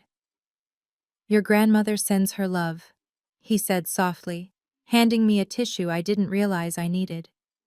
She told me to tell you that the show is just beginning. I watched through the glass doors as they guided my father into the back of the patrol car. My mother was running after them, screaming at the glass, her mascara running down her face in black streaks. Monique was sitting on a bench, sobbing into her hands. I took a deep breath. The air in the lobby suddenly felt lighter. Is the ring gone, Elijah? I asked. Elijah adjusted his cuffs, a small knowing smile playing on his lips. We tracked the transaction. The pawn shop has already been served with a cease and desist. The ring is frozen evidence. We will get it back, Jordan. But right now, I think we need to discuss the rest of the assets, specifically the car your sister is so fond of. I looked out at the parking lot, where the white Range Rover was still gleaming under the afternoon sun. It looked like a hearse now. Let's discuss it, I said. The rotating blue and red lights of the police cruiser reflected off the glass facade of the Serenity Hospice, creating a chaotic strobe effect that matched the turmoil in the lobby. My father was already in the back of the patrol car, his face pressed against the window like a trapped animal, but the officers were not finished. The lead deputy, a stern man with a buzz cut and zero patience for nonsense, turned his attention to the rest of my family. He held a clipboard in one hand and rested the other on his belt, staring at Hunter and my mother, with an intensity that made them both shrink back. "We need to recover the funds," the deputy stated, his voice flat and authoritative. "Mr. Jenkins confessed to selling the stolen property for $95,000. Where is the cash? We need to seize it as evidence immediately." My mother Patrice looked around wildly, as if the money might magically appear in the air if she wished hard enough. She opened her mouth to lie, probably to say they had put it in a bank account, but Hunter beat her to it. Hunter, the coward who had been so arrogant 5 minutes ago, was now desperate to distance himself from the handcuffs. He pointed a shaking finger toward the glass doors. "We don't have the cash," Hunter blurted out, his voice high and thready. "We spent it. It is outside." The deputy followed Hunter's finger. His gaze landed on the pristine, pearl-white Range Rover parked in the handicap spot, the giant red bow still affixed to its hood. The vehicle gleamed under the afternoon sun, a symbol of excess that looked grotesque against the backdrop of a criminal investigation. "You spent the entire sum?" the deputy asked, raising an eyebrow. "It was a down payment," Hunter explained, sweat dripping down his temple. "We put everything down to lower the monthly notes. That car represents the money. But look, I didn't sign the sale papers for the ring. That was Desmond. I just drove the car. I am innocent here." The deputy ignored Hunter's plea for immunity and turned to his partner. "Tag it," he commanded. "Proceeds of crime. Call the impound lot. We need a flatbed truck out here now." The words hung in the air for a second before they registered. Proceeds of crime. It sounded so sterile, so legal, but the reality was about to be violent. Monique, my sister, who had been sobbing quietly on the bench, suddenly let out a shriek that sounded like a banshee. She leaped up, clutching her baby bump with one hand and her phone with the other, and rushed toward the door. "No," she screamed, her voice cracking with hysteria. "You cannot take it. That is my car. It is for the baby." The second deputy stepped in front of the door, blocking her path. "Ma'am, stay back. That vehicle is now evidence in a felony investigation. It was purchased with stolen funds. It is being seized." Monique spun around, her eyes wild. She wasn't looking at the police. She wasn't looking at our mother. She was looking at me, and in her eyes I didn't see guilt. I saw pure, unadulterated narcissism. "Jordan, stop them!" she yelled, stomping her foot like a toddler. "You have to tell them to stop. I just went live on Instagram." I stared at her genuinely, unable to process the absurdity of her statement. "You did what I went live," Monique shrieked, shoving her phone in my face. The screen showed her profile, the latest video thumbnail featuring her posing next to the white SUV with the caption, "Blessed and highly favored." 5,000 people watched me unveil that car. Jordan, 5,000. Everyone from high school. All my haters. Everyone's seen it. If they tow it away. Now, what am I supposed to say? What am I supposed to tell my followers? That my dad is a thief, that I am a fraud. I felt a cold laugh bubbling up in my chest.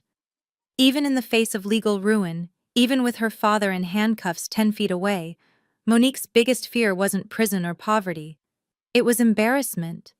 It was the shattering of her carefully curated online persona. "You are worried about your followers?" I asked, my voice dripping with disbelief. "Monique, Dad is going to jail. We just lost $1 million heirloom. And you are worried about your engagement ratio." "You did this," Monique screamed, lunging at me. My mother had to grab her shoulders to hold her back. "This is your fault." Jordan, Monique spat, tears streaming down her face, ruining her perfect makeup. "You are doing this because you are jealous. You have always been jealous of me. You couldn't stand that. Mom and Dad bought me a luxury car while you are driving that piece of trash Honda. You couldn't stand that I am pregnant and happy and you are alone." She was hysterical now. her logic twisting into a pretzel to avoid taking responsibility. "You want my baby to walk," she accused, pointing a manicured finger at my chest. "You want your own nephew to be unsafe. You are evil, Jordan. Who calls the police on their own family over a ring? Who does that? You are trying to humiliate me because you are miserable." I looked at my sister. I saw the fear behind the anger. She was realizing that the facade was crumbling. The illusion of wealth she had built her entire identity around was being hooked up to a tow truck. "I didn't buy a car with stolen money, Monique," I said calmly, refusing to match her volume. "And I didn't brag about a crime on the internet. You did that all by yourself."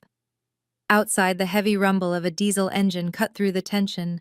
A massive yellow flatbed truck backed into the parking lot, its reverse beepers echoing loudly. Beep, beep, beep. It sounded like a countdown to their total destruction.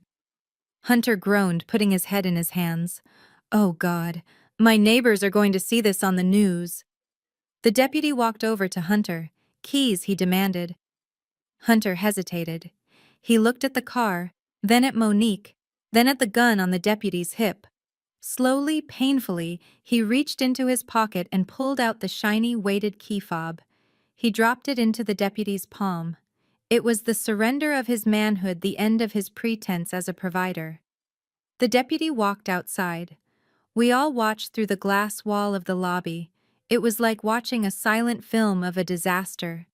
The tow truck driver, a burly man who clearly didn't care about the drama, took the keys and hopped into the Range Rover.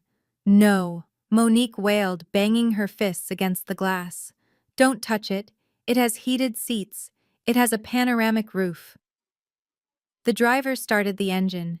The V8 roared to life, one last time, a growl of power that mocked them. He drove it up onto the incline of the flatbed. The pristine white paint shone brilliantly against the dirty yellow metal of the truck. He hooked the chains around the axles. The sound of metal grinding against metal made my mother wince. Patrice was crying now. Not the fake tears she had used upstairs, but real ugly tears of loss. "That was our fresh start," she whispered. "We were going to be somebody again." I looked at her. "You were never somebody, Mom," I thought. "You were just pretending." The tow truck driver secured the wheels. He waved to the deputy, climbed back into his cab, and shifted gears. The truck lurched forward. The pearl-white Range Rover, the symbol of their greed, the vessel of their vanity, swayed slightly as it was carried away. Monique slid down the glass door until she was sitting on the floor, weeping uncontrollably. But she wasn't crying for the car. She was furiously typing on her phone, likely deleting the livestream, trying to scrub the evidence of her humiliation before the internet realized that the Jenkins family was nothing but a fraud. Elijah Stone stepped up beside me, watching the truck turn onto the main road and disappear. "Assets seized," he noted quietly. "Now about that eviction notice. I think it is time we discuss where they are going to sleep tonight, because it certainly won't be in the house they think they own." I turned away from the window, leaving my sister crying on the floor and my brother-in-law hyperventilating in the corner. "Let's do it," I said. "I have to be at work in the morning. Let's finish this." The flatbed truck disappeared around the corner, taking the white Range Rover and the last shred of my family's dignity with it. The silence that followed was heavy, broken only by the crackle of the police radio and the soft, pathetic sobbing of my mother. My father, Desmond, was slumped in the back of the patrol car, his face pressed against the glass, looking like a man who had just woken up from a dream to find himself in a nightmare. But I wasn't watching my father. I was watching Hunter. My brother-in-law was standing near the entrance, wiping sweat from his forehead with a silk handkerchief. He looked at the police car, then at his wife, and I saw the calculation happening in real time. I saw the moment self-preservation overrode his marriage vows. He straightened his jacket, took a deep breath, and walked over to the lead deputy with a look of practiced concern. Officer Hunter said, his voice steady, but loud enough for everyone to hear. "I just want to make sure my statement is on the record. I am fully cooperating with this investigation." The deputy looked up from his notepad, raising an eyebrow. "Go on." "I want to be clear that I had absolutely no knowledge of the source of those funds," Hunter lied. He said it with such conviction that for a second I almost admired his sociopathy. I was under the impression that Desmond Jenkins had liquidated a legitimate asset. He told me it was an inheritance. He told me he wanted to do something nice for his daughter. I had no idea he had stolen it from a trust fund. Monique stopped crying. She looked up, her mascara smeared down her cheeks, staring at the back of her husband's head. "Hunter," she whispered. "What are you saying?" Hunter didn't turn around. He kept his eyes locked on the deputy, playing the role of the innocent bystander to perfection. "I am a victim here, too." Officer Hunter continued, pressing his hand to his chest. "My reputation has been dragged into this mess. My family is prominent in this community. If I had known my father-in-law was committing a felony, I would have reported him myself immediately. I was deceived. I was used." I let out a short, sharp laugh. It drew Hunter's gaze for a split second, and I saw the hatred in his eyes. But I didn't care. "You were used?" I asked, stepping closer. "That is funny, Hunter. Because I seem to remember you driving the car. I seem to remember you calling my grandmother's ring a trinket. You were pretty vocal about the benefits of the theft 10 minutes ago." Hunter ignored me, turning back to the police. "Please disregard her," he said dismissively. "She is emotional. But the facts are simple." Desmond signed the papers at the pawn shop. Desmond handed over the cash. I was simply a passenger. I assumed everything was legal. Monique scrambled to her feet. She grabbed Hunter's arm, trying to force him to look at her. "Hunter, stop it!" she screamed. "Why are you lying?" "We talked about this last night. You said we needed the car to fit in at the country club. You said Dad should sell the ring before Grandma died, so we wouldn't have to pay inheritance tax. It was your idea." Hunter shook her off violently. He stepped back as if she were contagious. "Monique, be quiet!" He snapped, his voice cold and hard. "Don't you dare try to drag me down with your criminal family. I know you are upset, but lying to the police is only going to make it worse for you." My mouth fell open.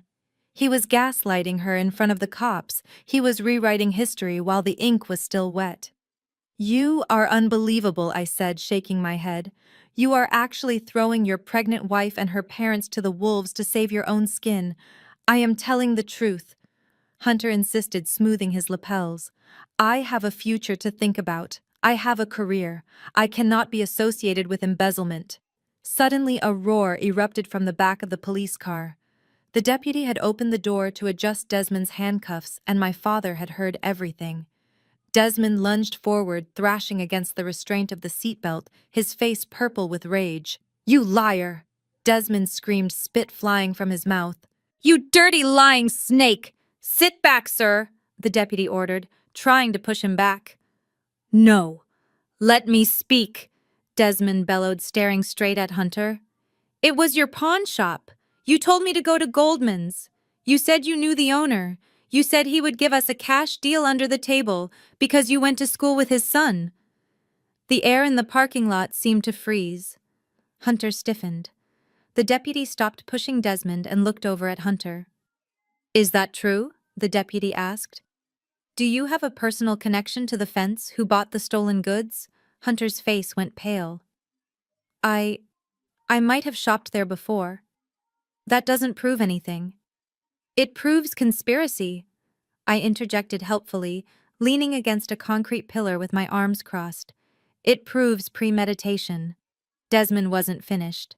He was pouring out the truth like a broken dam, desperate to take Hunter down with him. "He drove me there," Desmond shouted. "Check the cameras." He waited in the car while I went inside, because he didn't want his face on the security tape. He told me exactly what to say. He said, "Get the cash, old man, and don't ask questions." Monique looked at her husband with horror. The illusion of her perfect marriage, the fantasy of the wealthy, protective husband, shattered into a million pieces right there on the pavement. "You waited in the car," she whispered. "You made my dad take all the risk." Hunter glared at her. He glared at Desmond. He realized the walls were closing in, and his strategy of playing the victim was failing. He needed an exit. He needed to get away from the police before they decided to put him in the back seat next to Desmond. "I don't have to listen to this," Hunter announced, backing away. "This is hearsay. It is the rantings of a desperate criminal." He looked at the deputy. "Am I under arrest?" "Officer?" The deputy hesitated. He looked at Desmond, then at the pawn shop receipt in the evidence bag. Technically, Desmond's name was on everything. Without hard proof of Hunter's involvement yet, they had to tread carefully. "Not at this moment," the deputy said slowly. "But do not leave town. We will be calling you in for questioning." Hunter nodded, seizing the opening. "Of course. I will be fully available. Right now, I need to go. I need to go call my father's legal team. I need to get representation for this mess. I need to help Desmond." He was lying through his teeth. He wasn't going to help Desmond. He was going to save himself. "I am going to take my wife's car," Hunter said, digging in his pocket for the keys to Monique's sedan. Monique reached out for him. "Hunter, wait. I can't stay here. Mom is a mess. Take me with you." Hunter looked at her. He looked at her swollen belly, at the tears streaming down her face, at the ruin of her family behind her. And he made a choice. "No," he said coldly. "You should stay with your mother. She needs you. I have to handle business." He turned and walked rapidly toward Monique's car. He didn't look back. He didn't say "I love you." He walked with the speed of a rat fleeing a sinking ship. "He is running," I said to the deputy. "You know that, right? He isn't calling a lawyer. He is going to pack a bag." The deputy watched him go, his eyes narrowed. "He won't get far," the deputy assured me. "We have his plate number, and once we pull the security footage from that pawn shop and see him waiting in the car like your father said, we will pick him up. Let him run. It just adds flight risk to the charges." I watched Hunter peel out of the parking lot, leaving skid marks on the asphalt. Monique collapsed onto the curb, wailing. My mother was banging on the window of the police car, sobbing apologies to Desmond. It was a tragedy. It was a disaster. And as I stood there watching the destruction of the people who had tormented me for years, I realized that Grandma B was right. You didn't have to destroy your enemies. Sometimes you just had to turn on the lights and let them destroy themselves. I walked over to where Monique was sitting. She looked up at me, her eyes full of hatred and confusion. "He left me," she choked out. "He just left me here." I looked down at her. I didn't offer a hand. I didn't offer comfort. I just offered the truth. "He didn't just leave you, Monique. He discarded you. Because you were never a wife to him. You were just an accessory. And now that the car is gone and the money is gone, he doesn't need the accessory anymore." Monique buried her face in her hands. I turned to the deputy. "If you are done with me here, I said I have an eviction notice to serve. I figure since everyone is already crying, we might as well get all the bad news out of the way at once." The deputy actually cracked a small smile. "Go ahead, Miss Jenkins. We will take your father down to the station for booking. You have a nice day." A nice day. I looked at the chaotic scene one last time. It wasn't a nice day, but it was a just one, and for the first time in my life that was enough. The dust from Hunter's tires had barely settled on the asphalt, but the air in the parking lot remained thick with tension. My father was secured in the back of the patrol unit, his face a mask of defeat pressed against the reinforced glass. My mother, Patrice, stood on the curb, her designer handbag clutching to her chest like a life preserver. She was watching the road where her son-in-law had just abandoned her, her eyes wide with a mixture of shock and abandonment. Monique was still sitting on the ground, staring at her phone, as if the screen could offer her an escape route from reality. I took a deep breath, preparing to leave. The ring was located. The car was seized. The thief was in custody. It felt like justice had been served. But Elijah Stone was not done. He cleared his throat, a sound that cut through the sobbing and the police radio chatter like a gavel striking a podium. He stepped into the center of our small, broken circle, opening the red legal folder once more. "We are not finished," Elijah announced, his voice projecting with the authority of a man who held all the cards. My mother looked up, her mascara running in dark streaks down her cheeks. She wiped her face with the back of her hand, trying to regain some semblance of dignity. "What do you mean we aren't finished?" she snapped, her voice trembling. "You took the car. You arrested my husband. You humiliated us. What more do you want, Elijah Blood?" Elijah looked at her over the rim of his glasses. He didn't look angry. He looked disappointed. "I want to talk about the house, Patrice." The color drained from my mother's face. She stiffened, her defensive walls instantly slamming back into place. "The house," she repeated. "The house has nothing to do with this. That is our home. We have lived on Oak Creek Drive for 30 years. You cannot touch our home." I felt a bitter taste rise in my throat. Oak Creek Drive. The sprawling 5-bedroom colonial with the heated pool and the manicured hedges. The house where I had grown up, and the house where I had been systematically told I wasn't good enough. I remembered the day I turned 18. I remembered Desmond standing in the foyer, pointing at the door, telling me that if I didn't want to follow his rules, I could leave.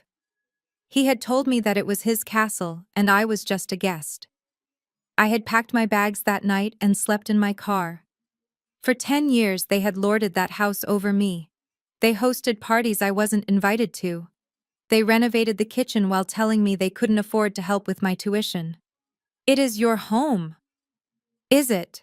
Elijah asked calmly. "Of course it is," Patrice shouted, looking around for support from Monique, who was too busy deleting photos to notice. "We raised our children there. We are pillars of that neighborhood. Desmond and I built that life." Elijah pulled a single crisp document from the folder.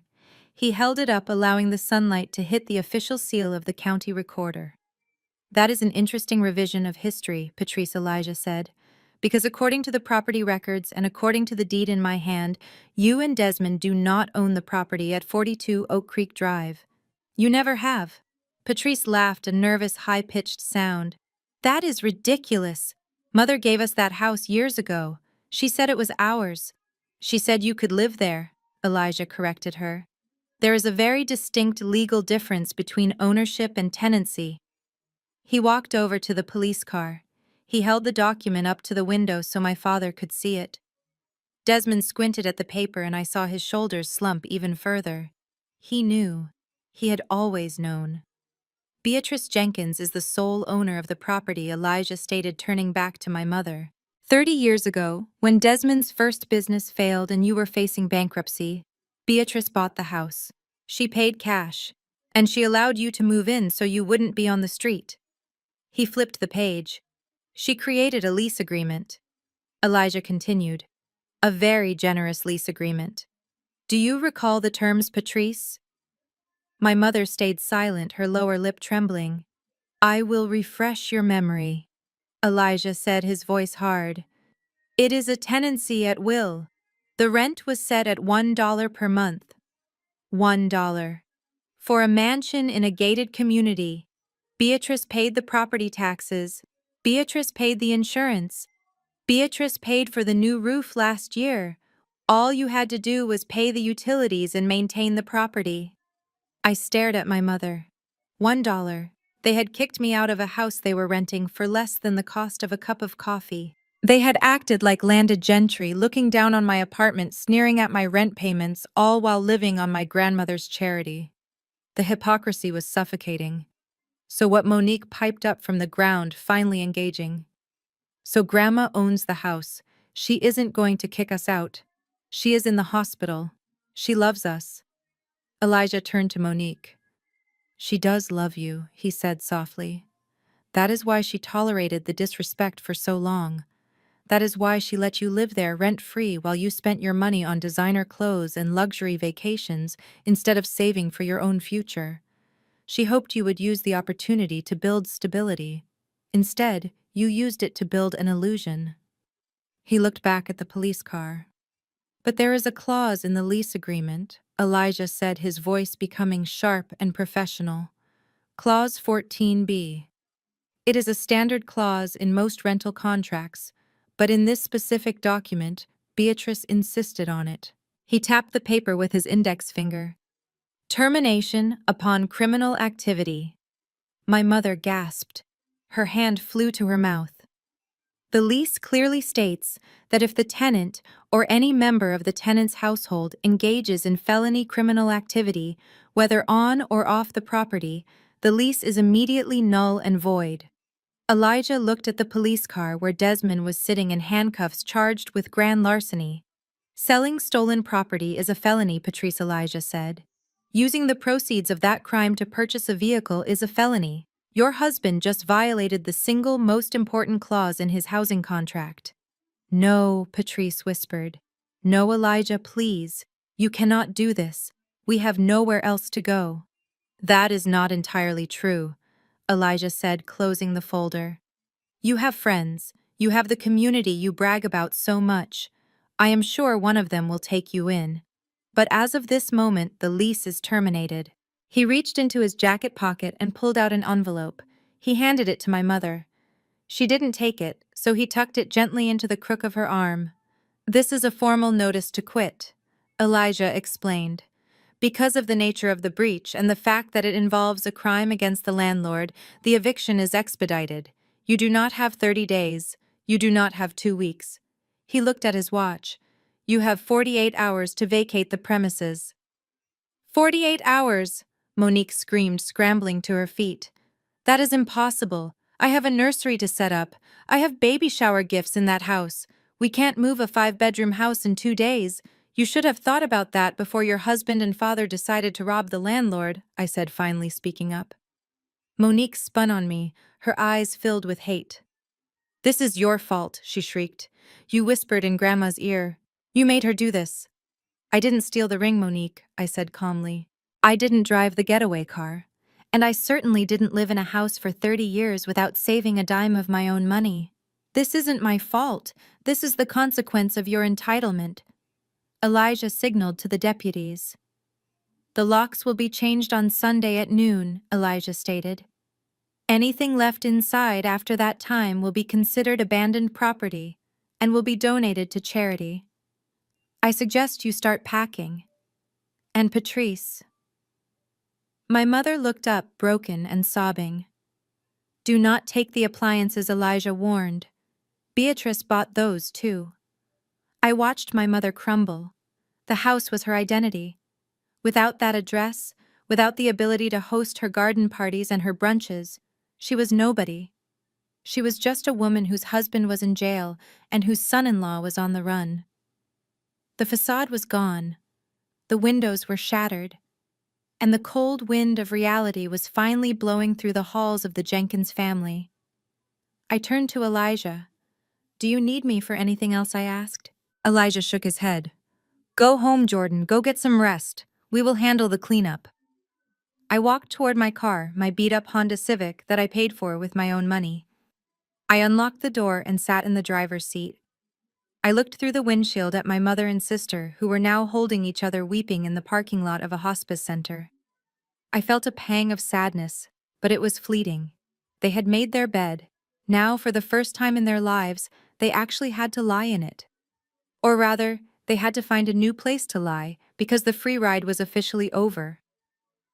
I started my engine and drove away, leaving the wreckage of their vanity in my rearview mirror.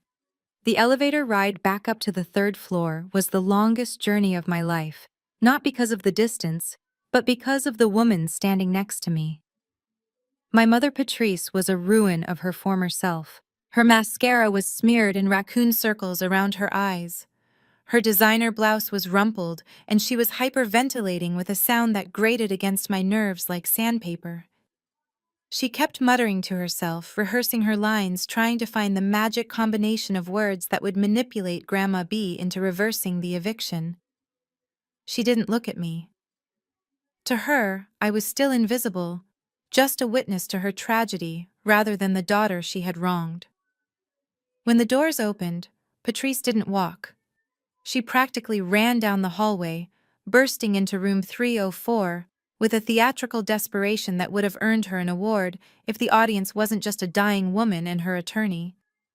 Elijah Stone had beaten us back upstairs and was already standing by the window, his face impassive.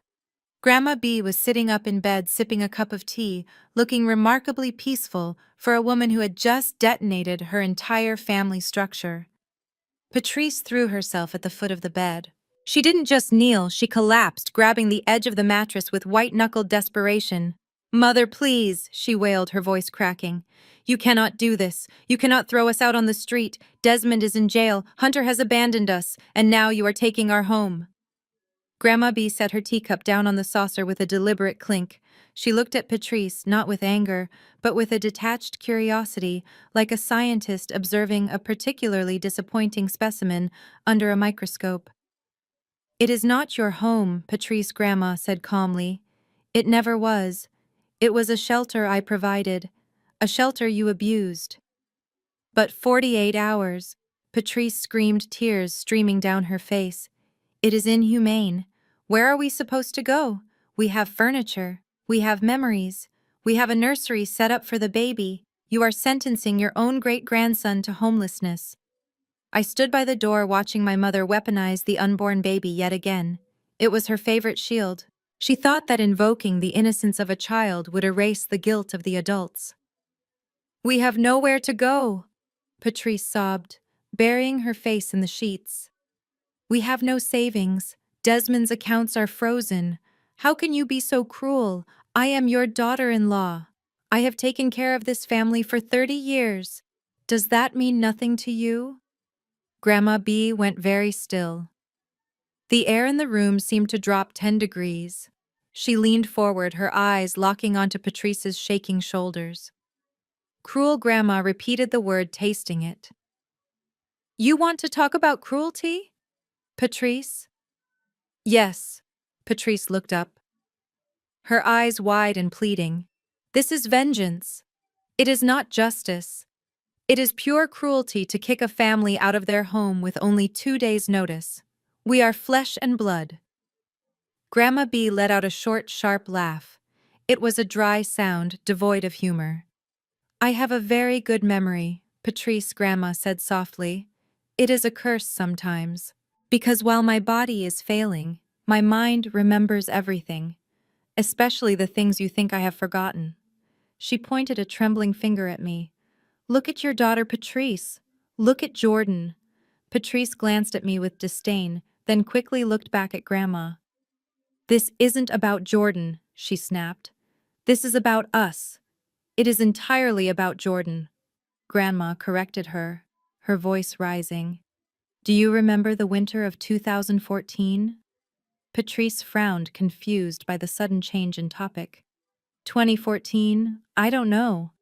That was years ago." "It was the year Jordan turned 18, I said, stepping forward. My voice was steady, though my heart was pounding. "It was the week after my birthday." Grandma nodded, keeping her eyes fixed on Patrice. "That's right. Jordan had just graduated high school. She had been accepted into that art program she wanted, but she needed time to save for the deposit. She asked you for 1 month. Do you remember what you said to her, Patrice?" Patrice swallowed hard. She looked away, picking at a loose thread on the blanket. "We were teaching her independence," she muttered. "We were teaching her responsibility." "Responsibility," Grandma scoffed. "Is that what you call it? Because the way I remember it, you told her that since she was legally an adult, she was no longer your problem. You told her that her room was needed for a guest bedroom because you wanted to impress the church committee." Grandma leaned closer, her voice dropping to a terrifying whisper. "I remember Jordan calling me that night. She was crying so hard I could barely understand her. She told me you had packed her clothes in garbage bags. Not suitcases. Garbage bags." I felt the sting of tears in my own eyes as the memory washed over me. The humiliation of seeing my life stuffed into black plastic sacks. The way my father had watched TV while my mother dragged my belongings to the front door. "It was raining that night," Grandma continued, her voice trembling with suppressed rage. "A freezing November rain. And you didn't just put her out. You threw the bags onto the front lawn. You locked the door. You turned off the porch light. You left your 18-year-old daughter standing in the dark in the rain, with nowhere to go." Patrice shrank back, her face pale. She had friends, Patrice stammered. She figured it out. It made her strong. Look at her now, she is successful. It was tough love. Tough love, Grandma roared, slamming her hand against the mattress. It was abuse. She slept in her car for 3 nights before she finally told me the truth. Because she was too ashamed to admit her own mother didn't love her. I had to send Elijah to pick her up. I had to pay for her apartment deposit because you refused to give her a single dime of the college fund I had set up for her. Grandma's chest was heaving. The monitor beeped faster, but she didn't stop. You gave her 0 notice, Patrice. You didn't give her 48 hours. You gave her 48 seconds to get off your property. You didn't care if she was safe. You didn't care if she was hungry. You threw her away like trash because she didn't fit the image you wanted to project to your rich friends. Patrice was shaking her head, tears flying. That was different. She was young. She was resilient.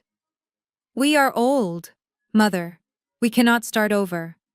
Karma does not care about your age, Grandma said, her voice turning cold as ice.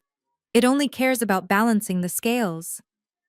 You planted seeds of cruelty 10 years ago, Patrice, and now you are finally harvesting the crop. Grandma leaned back against the pillows, looking exhausted but satisfied. I am giving you 48 hours because I am a better Christian than you are, she said softly. If it were up to my heart, I would have the sheriff throw your bags on the lawn tonight. I would turn off the lights and let you feel exactly what Jordan felt. But I will give you 2 days. She turned to Elijah. Make sure the locks are changed at exactly noon on Sunday. If there is a single spoon left in that kitchen, donate it. If there is a single picture frame left on the wall, burn it. I want every trace of their greed scrubbed from that house. Elijah nodded. Understood, Beatrice. Patrice looked at Grandma, then at me. She opened her mouth to argue, to beg, to scream, but nothing came out. The truth of her own cruelty had silenced her. She realized, perhaps for the first time, that the narrative she had spun for years, that she was the victim, the martyr, the perfect mother, had been dismantled. She stood up slowly. Her legs were shaking. She looked at the luxury watch on her wrist, a watch she had probably bought with money she borrowed from the trust. You are ruining us, Patrice whispered. No, Grandma replied, closing her eyes. I am just stopped paying for the ruin you created. Now get out. Go pack. The clock started 5 minutes ago. Patrice looked at me one last time. There was no love in her eyes, only a deep resentment. She hated me because I was the living proof of her failure. She turned and walked out of the room, her footsteps heavy and dragging. I watched her go.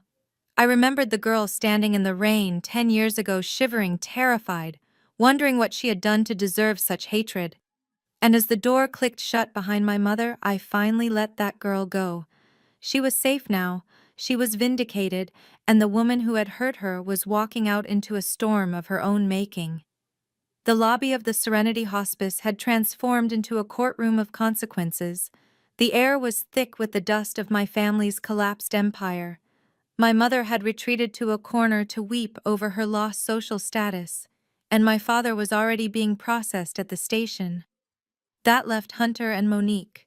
I watched my brother-in-law as the reality of Elijah Stone's eviction notice finally penetrated his thick skull. He was doing the math, and for the first time the numbers were terrifying him. He had married my sister for the package deal.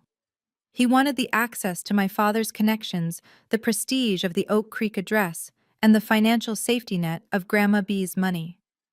In the span of an hour, all of that had evaporated. The car was impounded. The house was being seized. The bank accounts were frozen. The Jenkins family was no longer a golden ticket. We were a liability. Hunter looked at Monique. She was sitting on the lobby bench, looking small and broken, clutching her stomach. She looked up at him with desperate, swollen eyes, waiting for him to tell her it would be okay. She was waiting for the knight in shining armor she thought she had married. Hunter adjusted his cuffs. He didn't look at her with love. He looked at her with the same disdain one might look at a piece of luggage that had become too heavy to carry. I think I am going to head out, Hunter said, his voice devoid of any warmth. Monique blinked confusion clouding her tear-streaked face. Head out. What do you mean? We have to go pack. We have to figure out where we are going to sleep tonight. Mom is a mess, Hunter. I need you to drive us. Hunter let out a short, sharp sigh of annoyance. He pulled his car keys from his pocket. Not the keys to the Range Rover, which was gone, but the keys to his own sports car that he had carefully kept out of the seizure. I don't think that is a good idea, Monique, he said, taking a step back. This is a lot of drama. I don't do drama. I have a reputation to maintain, and quite frankly, your family is becoming a public embarrassment. Monique stood up, her movement slow and heavy. Hunter. We are married. We are having a baby. You cannot just leave because things are hard. Hunter laughed. It was a cruel, ugly sound that echoed off the sterile walls. Things aren't hard, Monique. Things are over. Your dad is a felon. Your mom is homeless. And you are broke. He turned to walk away, his shoes clicking sharply on the tile. Monique lunged forward, grabbing his arm with both hands. No. You promised. You said for better or worse. You cannot leave me here. Hunter stopped. He looked down at her hands on his expensive suit jacket as if they were covered in filth. He peeled her fingers off one by one. I think we need some time apart, he said coldly. I think we need to reevaluate things. You should go stay with your parents for a while. He paused, a smirk curling the corner of his lip. Oh, wait. I forgot. Your parents don't have a house anymore. The cruelty of the statement was so sharp it made me gasp. Monique looked as if he had slapped her. She stood there, her mouth open, unable to process the sheer malice of the man she loved. Hunter turned his back on her again. Monique, blinded by panic and hormones, grabbed his shoulder, trying to spin him around. Hunter, please. The baby. Get off me, Hunter roared. He didn't just pull away, he shoved her. It was a violent, dismissive push aimed squarely at her chest. Monique, off balance and heavy with pregnancy, stumbled backward. Her heels slipped on the polished floor. She let out a cry of terror as she fell hard onto the waiting room bench. She landed awkwardly, her hip hitting the wooden armrest with a sickening thud. She curled in on herself immediately, wrapping her arms around her belly, sobbing in pain and shock. That was the line. I hated my sister. I hated her selfishness, her greed, and the way she had tormented me for years. But I was not them. I was not a monster. I moved before I even registered the decision. I crossed the lobby in 3 strides and stepped between Hunter and my sister. My hands were balled into fists, my heart pounding with a protective rage I didn't know I possessed. Don't you dare, I hissed, staring up at him. Don't you dare touch her again. Hunter looked down at me, surprised by my intervention. Then he sneered. Oh, look at this. The spinster to the rescue. What are you going to do, Jordan? Appraise me. You are pathetic. You are defending the girl who has made your life a living hell since she was born. I am not defending her. I said, my voice steady and low. I am defending the child she is carrying, and I am stopping a coward from abusing a pregnant woman. You are done, Hunter. You are walking away, and you are never coming back. Hunter laughed, checking his reflection in the glass door. Gladly. You people are a sinking ship. I am just the smart one getting on the lifeboat. Enjoy poverty, Jordan. It suits you. He turned to the automatic doors, adjusting his collar, ready to walk out into the sunlight and pretend none of this had ever happened. He reached for the handle. Hunter Vanderhoven. The voice boomed across the lobby. It wasn't me. It was Elijah Stone. Hunter froze. He didn't turn around. He just stood there, his hand on the door, his posture rigid. Elijah walked slowly from the elevators, accompanied by the 2 sheriff deputies, who had stayed behind to finalize the paperwork. Elijah held a single slip of yellow paper in his hand. Going somewhere? Elijah asked pleasantly. I am free to go. Hunter spat, not turning around. I haven't been charged with anything. That is technically true. Elijah agreed. You haven't been charged yet. That is because until 5 minutes ago, we were operating under the assumption that Desmond acted alone at the pawn shop. Hunter slowly turned around. His face was pale. He did act alone. Hunter insisted, his voice cracking slightly. I told the police. I waited in the car.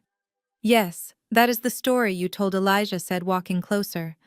But pawn shops are very particular about paperwork, especially when handing over $95,000 in cash.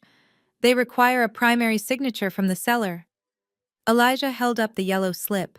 But for a transaction of that size, they also require a witness signature, a second party to verify the identity of the seller. Hunter's eyes widened. He stopped breathing. Desmond didn't just sign this receipt. Hunter, Elijah continued, his voice dropping to a hammer blow. You did. Right here on the line marked witness. You went inside. You vouched for the sale. You signed your name next to the stolen merchandise. I watched the blood drain from Hunter's face. He remembered. He had been so arrogant, so sure of his own importance, that he had signed the paper without thinking, just to speed up the process so he could get his hands on the money. That is a mistake, Hunter stammered, backing up against the glass door. No, Elijah said. That is a confession. That signature makes you an accessory to grand larceny. It places you in the room facilitating the crime. Elijah nodded to the deputies. Gentlemen, I believe you have your second suspect. Hunter turned to run. He actually grabbed the door handle, thinking he could sprint to his car. But the deputies were faster. They were on him in a second, spinning him around and slamming him against the glass wall of the lobby. Hunter let out a yelp of pain as his arm was twisted behind his back. You cannot do this, he screamed, his face pressed against the glass. My father is a judge.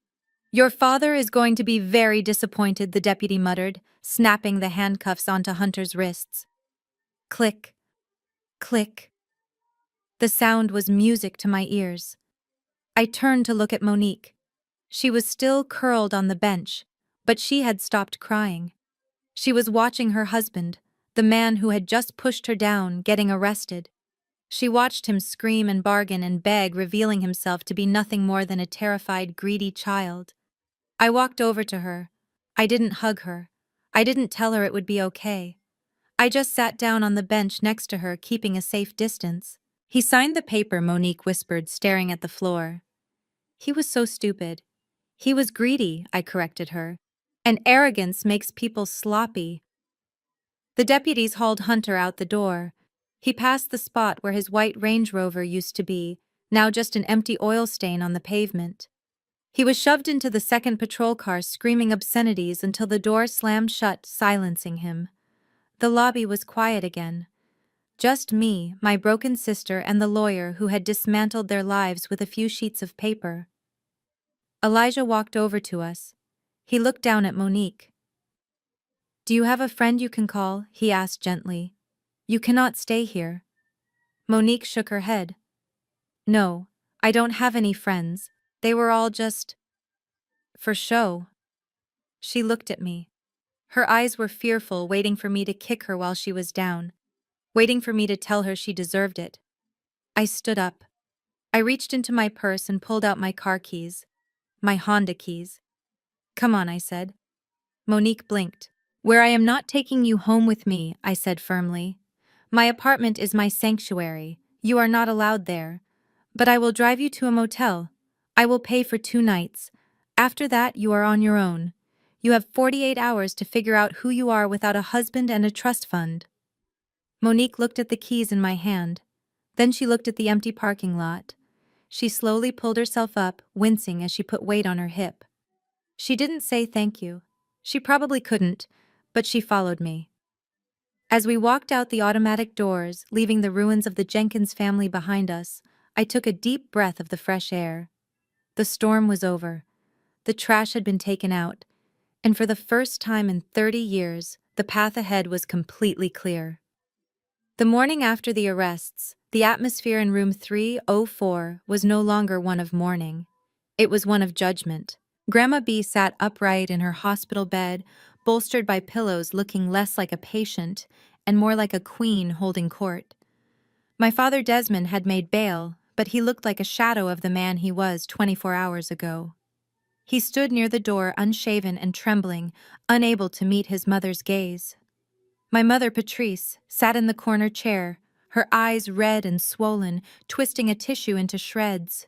Monique was there too, staring blankly at the wall, the reality of her husband's betrayal still settling in like a heavy fog.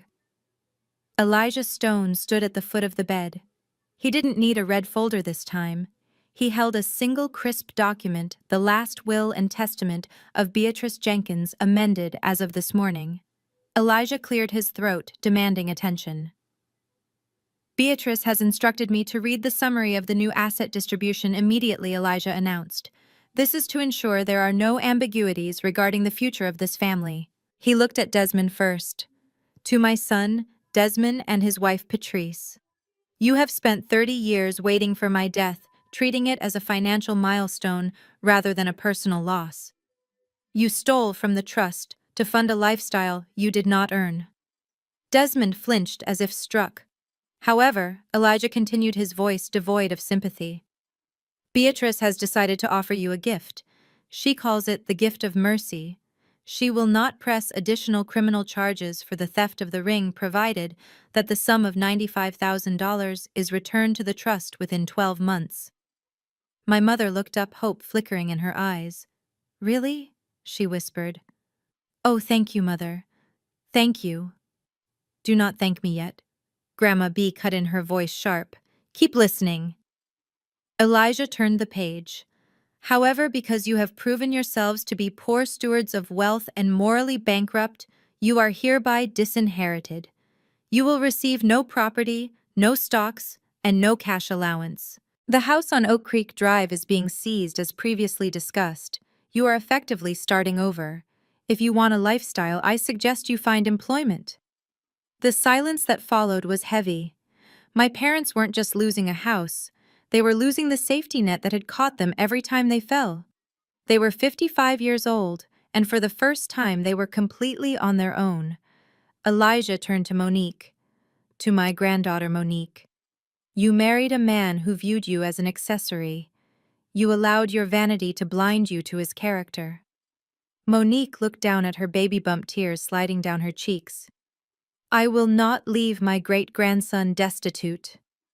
Elijah read, a trust fund has been established for the child. It covers education, healthcare, and basic needs. Monique let out a breath of relief. Thank God. But Elijah added, raising a finger. There is a stipulation. This fund is locked. It cannot be accessed by Monique, nor can it be accessed by Hunter van der Hoven. It is managed solely by an independent trustee until the child turns 18. You will not see a dime of this money, Monique. It is for the boy, not for your manicures or your car payments. You will have to raise him on your own merits. Monique's face crumbled. She had hoped for a payout, a way to maintain her image. Instead, she was being given a safety net that she couldn't touch. And finally, Elijah said, looking at me. To my granddaughter Jordan. I stepped forward. I didn't want anything. I just wanted Grandma to be okay. Jordan is the only member of this family who has never asked me for money. Elijah read. She is the only one who visited me when I was healthy, not just when I was sick. She built her own career. She honored her own debts. Grandma B looked at me, her eyes softening. Therefore, Elijah announced, his voice ringing with finality. I hereby appoint Jordan Jenkins as the sole executrix of my estate and the new CEO of Jenkins Holdings. The real estate portfolio, the investment accounts, and the recovered jewelry are transferred to her name, effective immediately. My father gasped. He looked at me with a mixture of shock and horror. Her, he sputtered. She is an appraiser. She doesn't know how to run a real estate empire. That is my birthright. Your birthright was spent on bad investments and leased cars, Desmond Grandma snapped. Jordan knows the value of things. You only know the price. There is a difference. She pointed a shaking finger at me. She is the boss now, Desmond. If you need a job, I suggest you submit a resume to her HR department. But I warn you, she has high standards. I stood there stunned. I wasn't just inheriting money. I was inheriting the legacy that my grandfather had built, the legacy my parents had tried to destroy. I looked at my family. They weren't looking at me with love. They were looking at me with the realization that the dynamic had shifted permanently. The scapegoat had become the shepherd, and the wolves were suddenly very hungry. Grandma B reached out and took my hand. "It is a heavy burden, baby girl," she whispered. "But you are the only one with shoulders strong enough to carry it. Now take me home. I am sick of this hospital food." 1 month later, the sky over Oak Creek Drive was a brilliant cloudless blue, a stark contrast to the gloomy atmosphere in the driveway of number 42. A beat-up moving truck idled near the garage, its engine coughing smoke. My father Desmond was struggling with a heavy box of books, his back bent, sweat soaking through his shirt. There were no movers to help him. They couldn't afford them. My mother Patrice walked out of the front door carrying a stack of throw pillows. She looked aged. The Botox seemed to have worn off overnight, replaced by the deep lines of stress and bitterness. She wasn't wearing designer clothes today. She was wearing sweatpants and a t-shirt that had seen better days. I watched them from the driver's seat of my new car. It wasn't a Range Rover. It was a sleek, black sedan, understated, but powerful, bought with my own money and a small advance from the company dividends.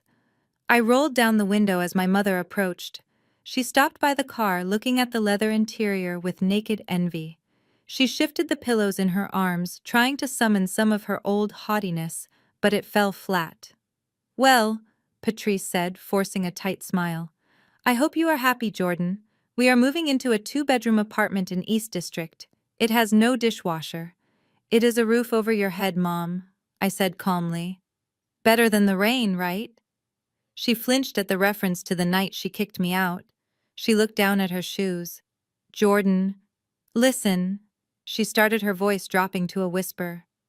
"We are really tight this month. The legal fees for your father's defense are piling up. And Monique, she is staying with us. Babies are expensive." I knew where this was going. I waited. "Could you? I mean, since you are the CEO now, could you advance us a small loan? Just 5,000. We would pay you back as soon as Desmond finds work." I looked at her. I saw the woman who had slapped me in the hospice lobby.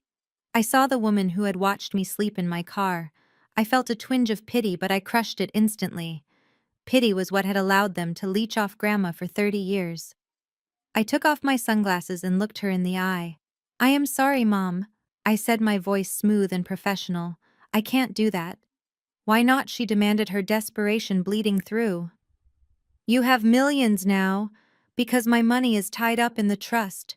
I lied effortlessly. "And as the trustee, I have a fiduciary duty to protect the assets from high-risk borrowers." "High risk," she squawked. "I am your mother, and the rules are the rules," I said, echoing the exact phrase she had used when she denied me college tuition. "I really wish I could help, but my hands are tied.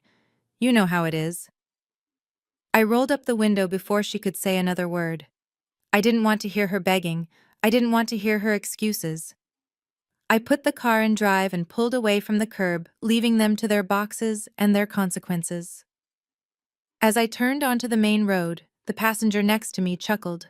Grandma B adjusted her seatbelt. She looked fantastic. She was wearing a new floral dress and a pair of oversized sunglasses that made her look like a movie star. She wasn't frail anymore.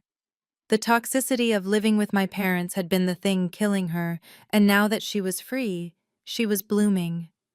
"That was cold, Jordan," she said, grinning. "I taught you well." I smiled, glancing at her. "I learned from the best, Grandma." She reached into her purse and pulled out a small velvet pouch. She tossed it onto the dashboard. "The police returned the ring this morning," she said casually. "Evidence released." I looked at the pouch. The blue diamond. The cause of all this destruction. "Do you want to put it in the safe deposit box?" I asked. Grandma B laughed. She rolled down her window, letting the wind catch her silver hair. "Safe deposit box, absolutely not. That ring has been sitting in the dark for too long. And honestly, it has bad juju now. I don't want to look at it and remember your father's greedy face." She turned to me, a mischievous sparkle in her eyes. "Drive to the jeweler's Jordan, the expensive one downtown." "You want to sell it?" I asked, surprised. "No," she said, relaxing into the leather seat. "I want to have the stone reset, something modern, something flashy. And while we are there, I think you need a pair of diamond earrings to match your new job title." She patted my hand. "Let's go spend some of my money, granddaughter. After all, we have a lot of living left to do." I laughed, a sound of pure, unburdened joy. I pressed the accelerator, leaving the past in the rearview mirror, driving forward into a future that finally, truly belonged to us. The most profound lesson I learned is that biology does not guarantee loyalty. For years, I allowed my family's cruelty to dictate my self-worth, believing that if I just gave enough, they would finally value me. Grandma B taught me that true family is defined by respect, not DNA. Walking away from them wasn't an act of cruelty, it was an act of survival. I learned that you cannot save people who are determined to destroy themselves.